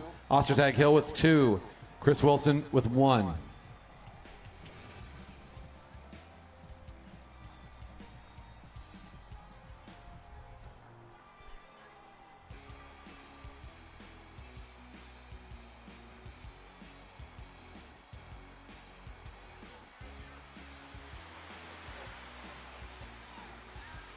33 to go as they come across the line this time. 3 riders in pursuit. It was Wilson, Max, and Kennedy, all about to make contact again with this main field.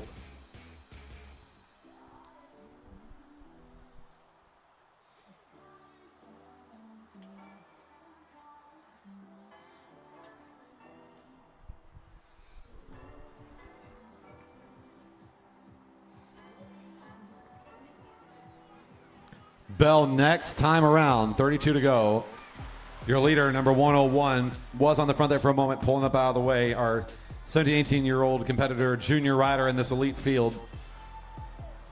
World-class junior talent coming into last season and continuing this season. No surprise to see him at the top of this race. His teammate from yesterday, Harrison Devine, and he teamed up to really put together a great race in the Madison. Both of them are at the top of this points race. Andrew Martin, another great competitor here week after week, currently in third overall with 6 points as we go into this sprint. He's right behind Gallagher at 31 to go. Gallagher is still in the lead position with Martin right behind.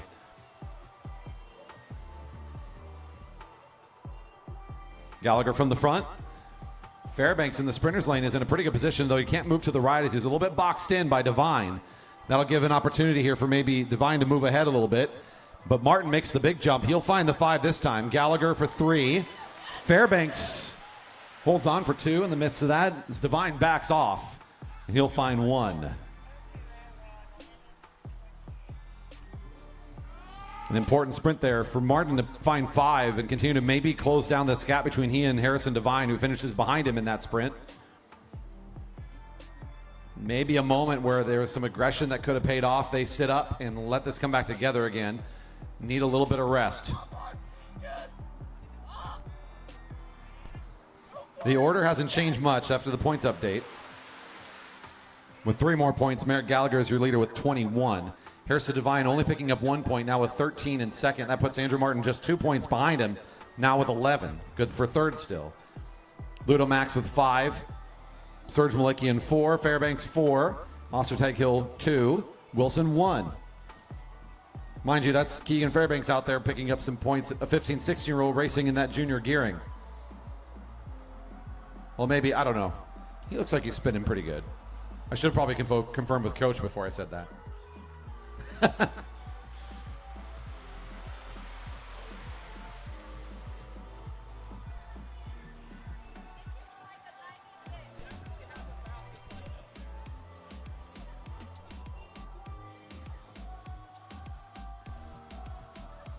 Right, I saw 28 to go.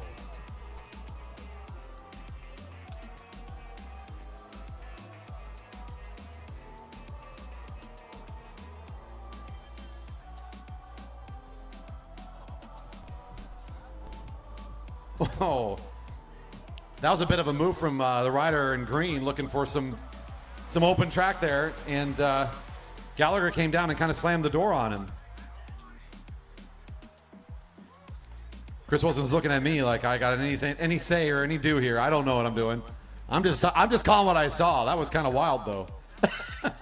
Wilson was like on a full turn of speed, and then I don't think Gallagher even knew. He just came in the sprinter's lane kind of slow. Wilson's like, "Excuse me."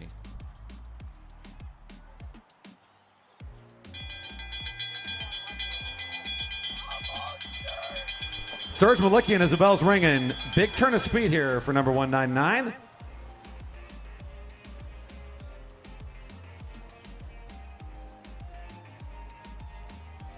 Close group of 4 right behind him as Malikian separates himself. Martin is closing down the gap. There's Nolan Adams, Harrison Devine, Quinn Kennedy make up the next group of riders.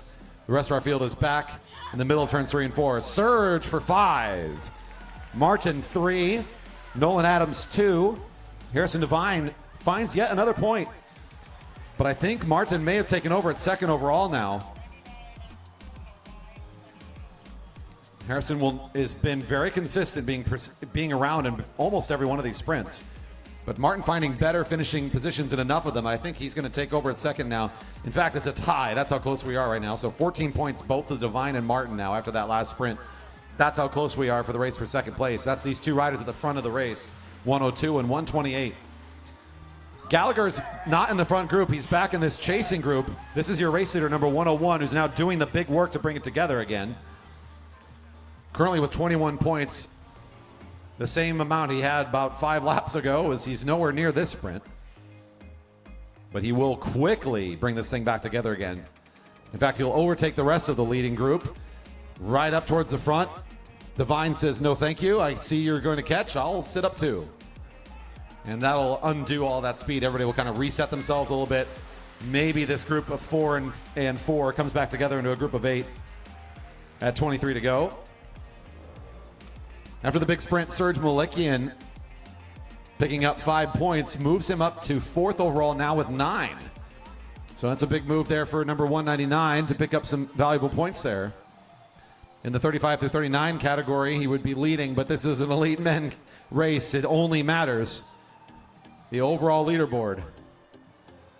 Nice move for Serge there. We also got Ludo Max still with 5, Fairbanks with 4, Ostertag Hill 2, Adams 2 now, and Wilson 1.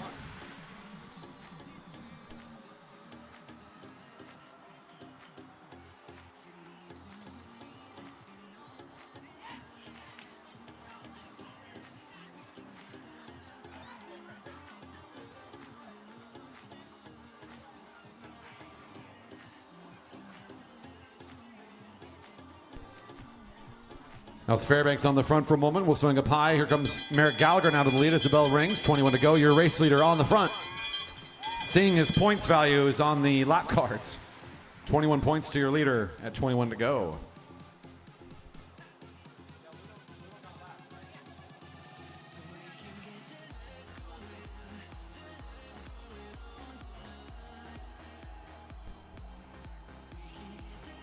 Gallagher still on the front.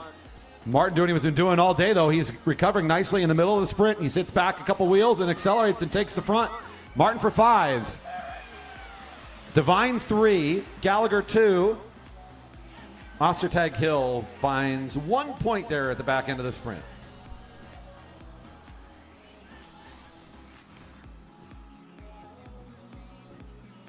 Martin will certainly be in 2nd overall after that sprint.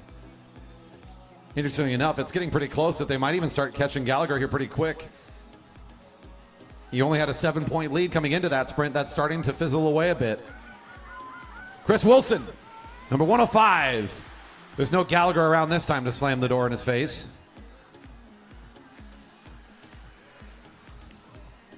That was a very rude move. I think that takes the cake for the rudest move of the year, and I don't even think it was intentional. It was like accidentally rude.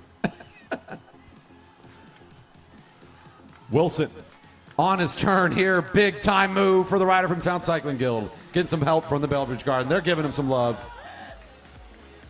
18 to go. Serge Malikian's trying to get up there. He's impressed by the move himself. He wants to join in on it. Your points total is updated after the last sprint. Gallagher now with 23 points, still your leader. Martin now with 19 in 2nd. Divine in 3rd with 17. Malikian in 4th with 9. Fairbanks 4, Ostertag Hill 3, Adams 2, Wilson 1. That's a satisfying set of numbers.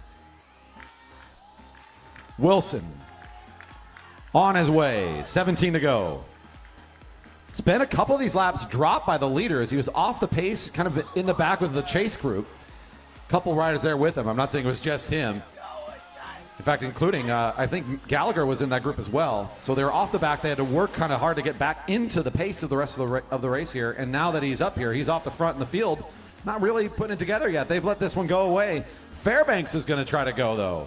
Malikian has given up on the effort. He's falling back into the field. He needs to rest. Chris Wilson knows how to dig deep and make some fast laps happen. I think grit might be the word I use to describe him more than any other rider out here.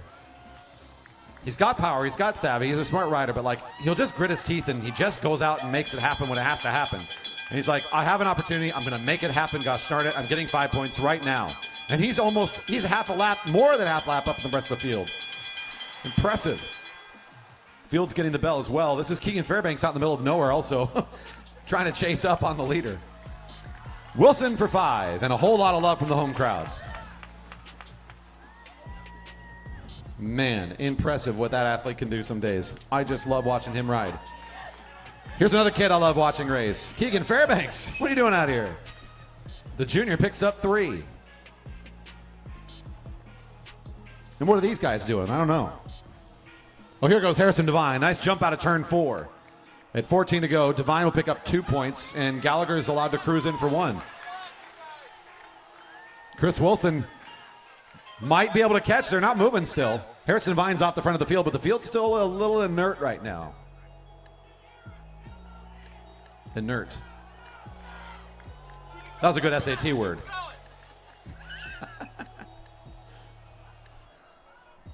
Fairbanks in this kind of no man's zone right now. He's about 150 back from the leader, but more than 150 in front of the field. He's almost a half lap up on the field himself. Merrick now jumps out to chase down Devine. There goes Martin and Malikian. So a lot of speed now in the field. Wilson just now crossing the finish line at 13 to go. Couldn't quite catch the field before they decided to wake up again. Fairbanks still in position to score. Just has to keep it rolling here. 13 to go. Our 50 to 16-year-old junior competing with the elites like a true champ and in fantastic position to score. And here comes the rest of the field. They're a little scattered right now at 13 to go. So the organization's gone. They're not on the full chase again. They've made good enough gains that Wilson's not going to catch anytime soon. But they're not getting to him anytime soon either. He's just going to keep picking up big points here. 12 to go. Chris Wilson still getting the love from all the fans here. Appreciating the athleticism of this rider. Fairbanks getting some help from the home crowd too. The kid is putting in a very tough effort right now. No break for these riders. They're just out here on their own, facing everybody against them is how it feels. And your field now coming on the home straight, seeing 12 to go. There's Devine on the front. They're all in single file, sort of an intermediate speed, enough to kind of keep pace with the leaders. 11 to go. That'll be enough for a bell. Chris Wilson needs to collect some more payouts here. Time to go to the bank for another 5 points. I don't know if I've ever been that sweaty going to the bank, though. 11 to go. Here's Fairbanks. Also on his way for 3. No one's going to catch him in time. Grueling 60-lap race nearing its end. 3 more sprints to go. Harrison Devine. Back in a tie for second after the previous point sprint with 19 points against Martin. He's trying to stay active here, but here comes Wilson. He's going to keep collecting on this. He's got 6, make it now 11. If he picks up the rest of the points, he might be your winner tonight. He just has to stay away from this entire field. Could happen.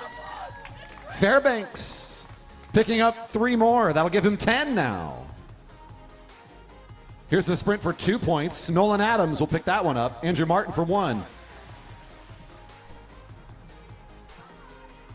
Martin's trying to hold on to second place. He'll move up to 20 points there after that sprint. Chris Wilson, though, this could be his race. He just has to, do this really easy thing. It's called ride really hard and don't slow down. Fairbanks also impressively just making this solo thing work. We have a breakaway of 3. So after the last sprint, this is Martin, Adams, and Devine combining together to start working as a group of 3 off the front of the field. Gallagher, the next closest rider, having to do a whole lot of work just to hold on to those 3. Your leader is still Gallagher with 24, Martin with 20 in second, Devine in third with 19. Then it's Wilson in fourth with 11. Fairbanks in fifth now with 10. And Malikian back in sixth with 9. Fairbanks and Wilson are on their way to a top 3 if they can continue to collect points out here. The chase group of 3 has now been found by Gallagher and the rest of the riders. So now this group here at 8 to go, recombining for the rest of the field, all trying to get back up to where these leaders are to start picking up some bigger points. At the very least, Gallagher's got to be aware that if he does nothing, Wilson could steal the win from him. 7 to go, Chris Wilson. I wonder if 15 laps ago they realized that they were signing themselves up for this level of pain when they made the move.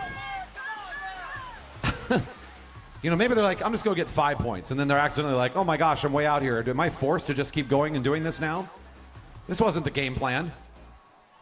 Fairbanks looking around. He sees Gallagher. He knows his teammates got some serious power here and should be able to catch him if they keep on the speed they're at now. Is it before the bell rings? Not quite that early. Wilson's still in position to get 5. Should be able to find it. I'm a little bit worried about Fairbanks, though. Oh, man, here they come. Gallagher has basically pulled the last lap and a half here, and the field has followed him all the way around. And it's enough to get Fairbanks back in control here. Wilson should be far enough ahead still to hold on for 5. Whoa. I say that. I said it.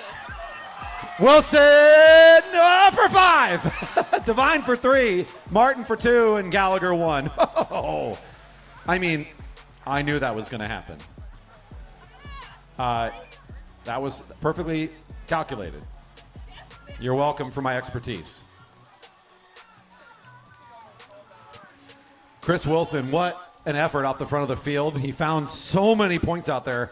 It's not enough to steal the lead away just yet, but the leaderboard looks pretty different as a result of these last few laps. My goodness. Gallagher still your leader with 25 points. Martin with 22. Devine with 22. They're still tied for second. Are you kidding me? Chris Wilson now in 4th with 16. And Keegan Fairbanks in 5th with 10.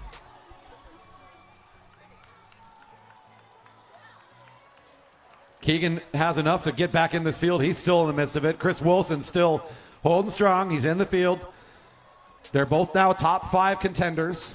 The race for second is just two riders, both tied at 22. Andrew Martin and Harrison Devine. Merrick Gallagher, your leader by just 3 points. The final sprint with 10, 6, 4, and 2. It is not over yet. 3 to go.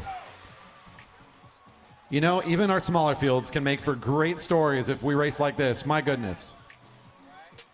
So much to watch here tonight. Merrick Gallagher has to work in this final sprint. He cannot let this one ride away from him. If Andrew Martin or Harrison Devine get 10, it's over. They'll take it from Gallagher. He has to make sure he's in front of them in the sprint. That's all he has to make sure. If he's in front of those two in the sprint, he should have the victory lined up. If either Martin or Devine get the 10,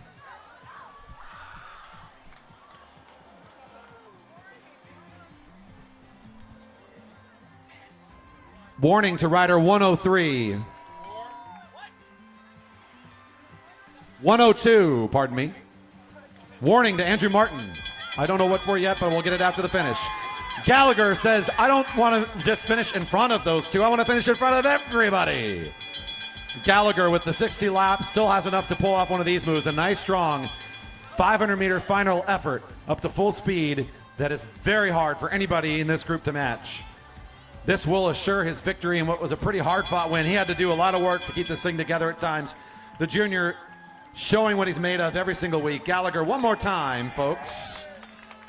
Tough fight for the win. Andrew Martin will be second overall in this race, and that was not an easy one for him either. What a battle between him and Devine right down to the finish. They were tied up. Chris Wilson's holding his back like that was a lot. I didn't race it, and I feel your pain, my man. My goodness.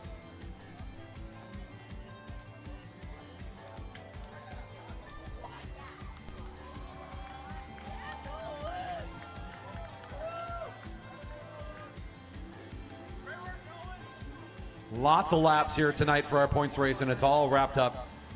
Congratulations to our elite men. Great racing. We've got one more big event.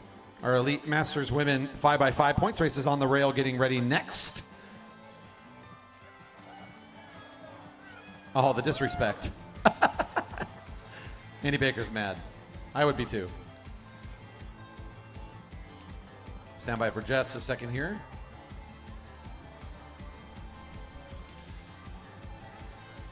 All right, let's bring up our next group, our Elite Masters Women points race to the rail, please. On deck, we have a race between Tomko and Ritter. The final matchup between these two in the race for first and second in their age group for the sprint tournament, the only ride 3 of the evening.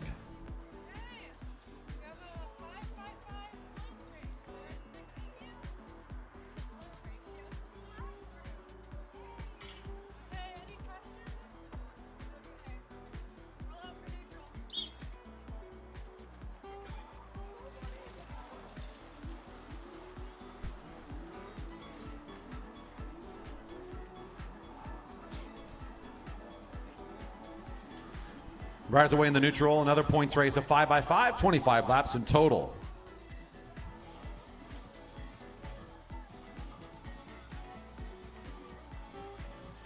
Fred's race nearly wrapped up, 2025 edition. Proud to be still hosting this annual regional championship here at our velodrome.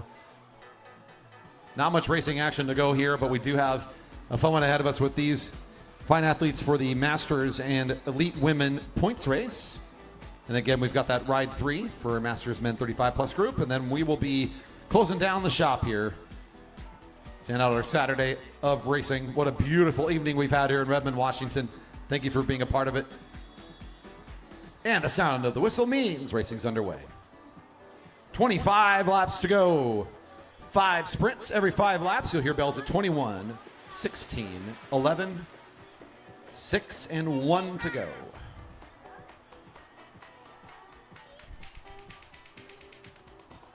This is Kelly Donleen on the front of the group for Rice University in the all blue. A couple of the Jerry Baker Juniors, in fact, a majority of Jerry Baker Jr. field here. They make up about half of our riders. There's one of them, Sarah Lynch. Got Renna Fuller, Ruth Tomko are the 3 teammates that are out there.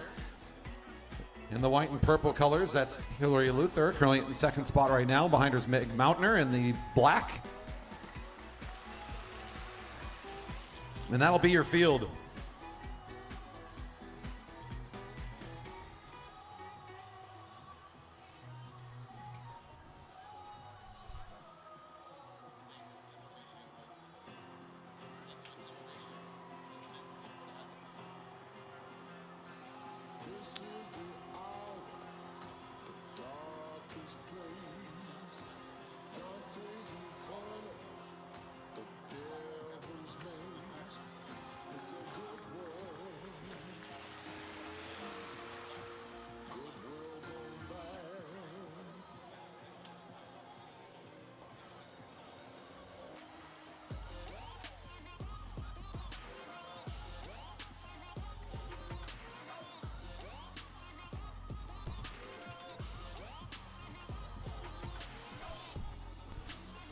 Some rotations here at the front. Our riders are preparing for their first bell, which we'll hear at 21 to go. That's the next lap around.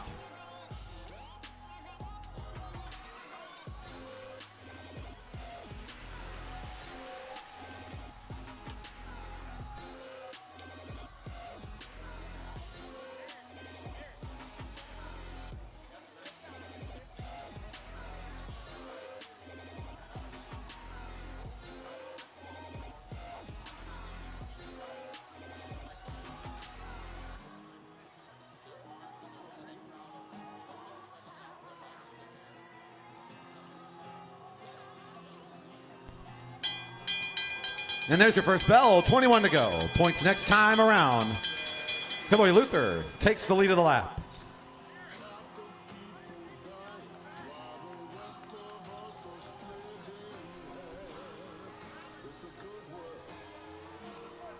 Luther still leading the lap down the back straight. Tomko in position right behind, and there's Kelly Donleen all lined up here. And Tomko making a move we've seen one too many times. Although, actually, I will never get tired of seeing it, so that's crazy. Tomko again, nice acceleration this time for 5 points. Darlene 3, Luther 2, Lynch 1.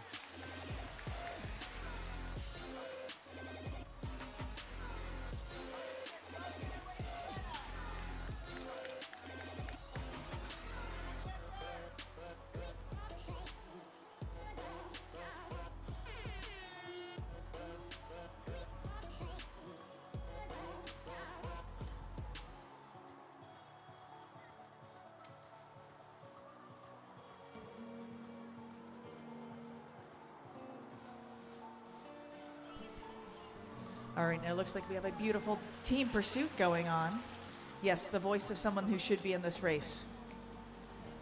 Oops. We have Rue, Kelly, and Hillary just taking off the laps at this point. They want to do another team pursuit. I don't know. We have Meg getting her laps in. Sarah and Renna would probably be better off together, but you know.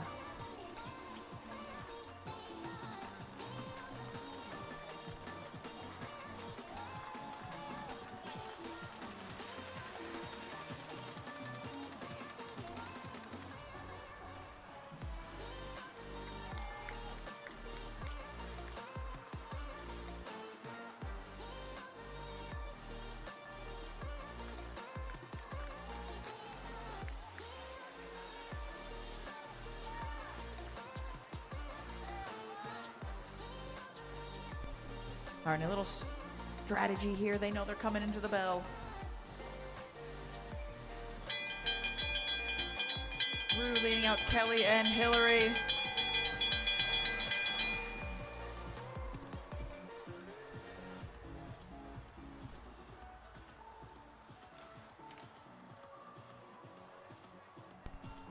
A 3-person match sprint. All right, these riders as well going to be getting their points next lap. As the officials will figure out who's getting the one of this group. Here comes Rue. Kelly right on their wheel. Just too fast. And with some stylish glasses. Oh, Rue is going to keep on the pace. That is brutal. Too fast.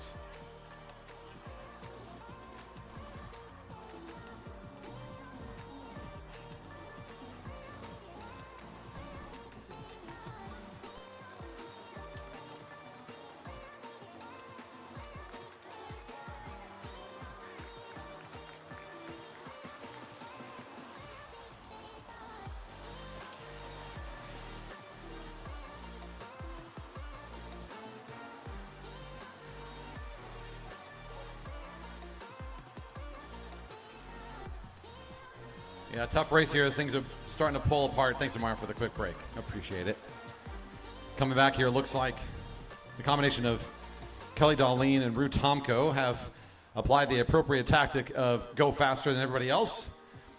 Starting to pull things apart a little bit here.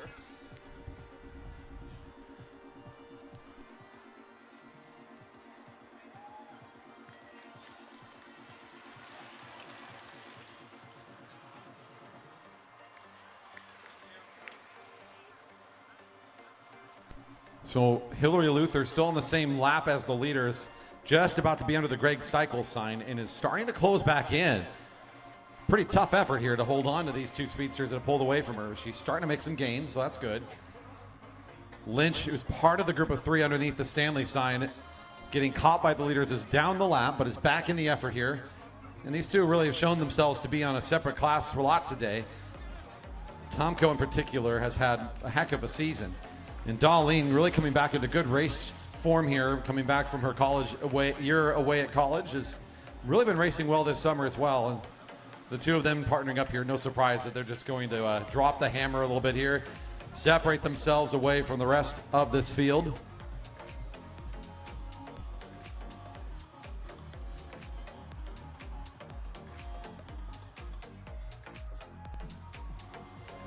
It's Tomko as your leader with 10 points, Darlene in second with 6, Luther in third with 4. And there's our bell, 11 to go. Darlene, Tomko, and Lynch coming across the line. Lynch is eligible for points here. After being caught, currently scored in the negative, but again, can start working on that problem a little bit now that she's been caught.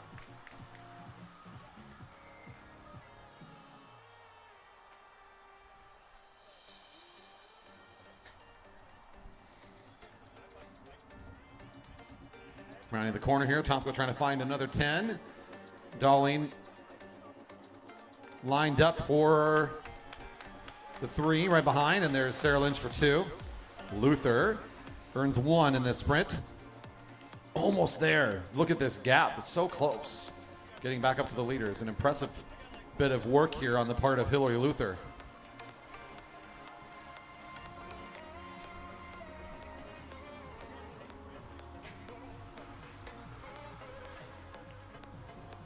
just 2 sprints remaining. Your leader, Tomko, with 15. Darlene with 9 in second. Luther in third with 5. Another big turn of acceleration here as Tomko picks it right back up again. And it slams down in that middle position, just making sure she stays right behind Darlene. We look back at Luther, the gap has opened up just a bit again, so I think this acceleration almost ensuring that Hillary cannot get up there, making it a little bit harder for her to finish climbing her way back into the competition. Here comes your leaders onto the home straight. 8 to go. Is that the styling glasses we were talking about? Those are pretty sick frames. Some neon green.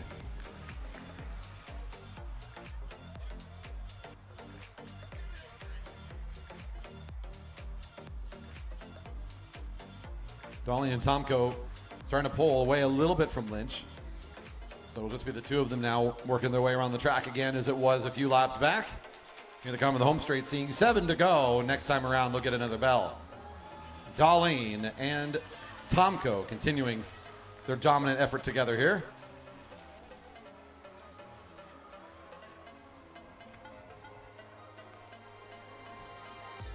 Maria's all seeing 7 to go here.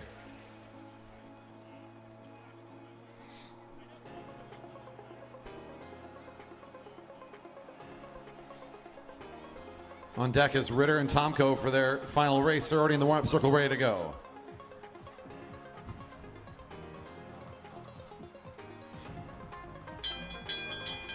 Bell's ringing for more points. Here comes your leaders. 6 to go. Bell also ringing for Renna Fuller and Lynch, all eligible. Stealing away points from Luther, although as long as she's on the same lap as the leaders, she's still safely in third.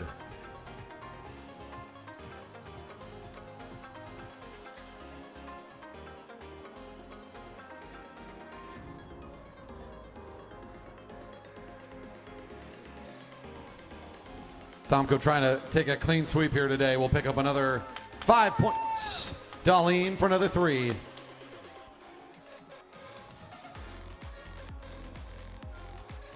Fuller, 2 points. Lynch, 1.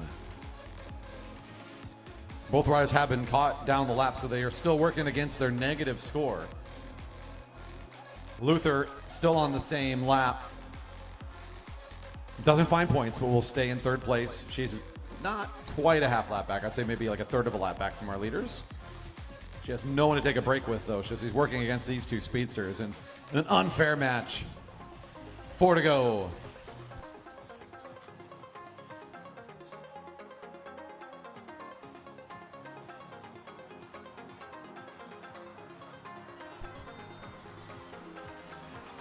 Final sprint upcoming. It's 4 to go. Leaders will be seeing 3.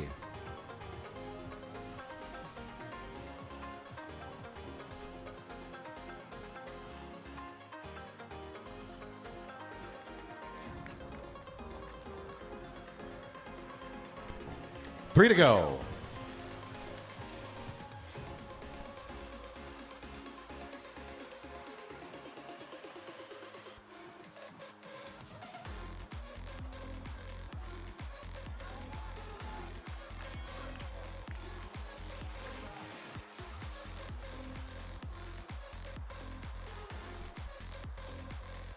Leaders rounding the corner onto the home straight here momentarily with Tomko in the front. There's Darlene now taking the front spot. They'll be seeing 2 to go.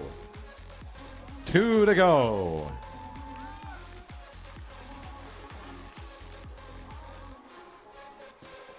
Looks like Luther and Lynch partnering up here a little bit as Lynch got dropped by the leaders a little bit ago. Found Luther. Now they're starting to work together a little bit. So a little nice combination here for Luther. At 2 laps to go. And Bruce starting to establish a bit more dominance here in positioning here. Starting to push away from Darlene even before the bell's ringing. Tomko trying to collect another victory here tonight. One more sprint for 10. Here comes a sprint for 6 for Darlene.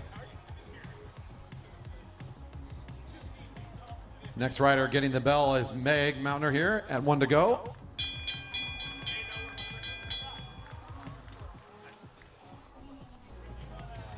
And Luther also getting the bell, contesting for points this time around. 1 to go. And a catch maybe at the line here. Speedy lap from Tomko, getting in as quick laps as they can, getting ready for Junior Nationals. Going to be looking forward to watching that rider. And Darlene with an impressive ride here today will end up second place overall after picking up 6 on that final sprint.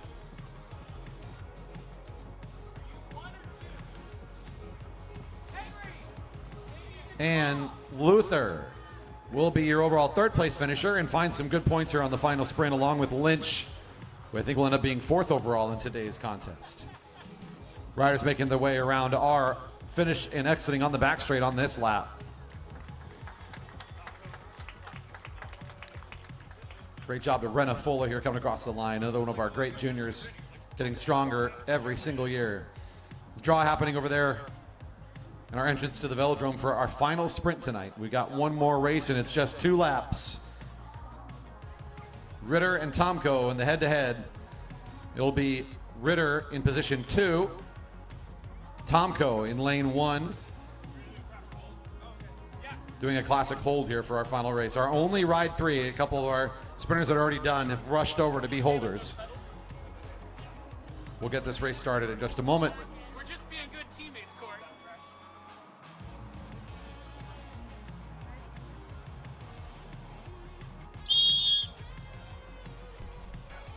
And this will settle the score. Ritter, the winner of the first race. Tomko, the winner of the second, currently now in front. The 2 races looked very different. I've watched Tomko win a lot of races from the front. I'd say they're almost like 500-meter sprints in many of them, where he'll take the long way around the track. He tries to kind of string out the sprint, gets things up to speed pretty early. He's already pretty quick sometimes as he hits turn 3 on the first lap. Second time he comes out here, after Ritter kind of beats him on that strategy, he plays it much different. He falls into second position, follows Ritter around the track, and then jumps him out of turn 2 on the second lap and beats him to the line pretty handedly. Well, which card are we going to get dealt this time? And 1 to go. I'm sure both these riders have got a fun plan in place. A little bit of movement up and down, left and right. Both riders being a bit more coy and protected here.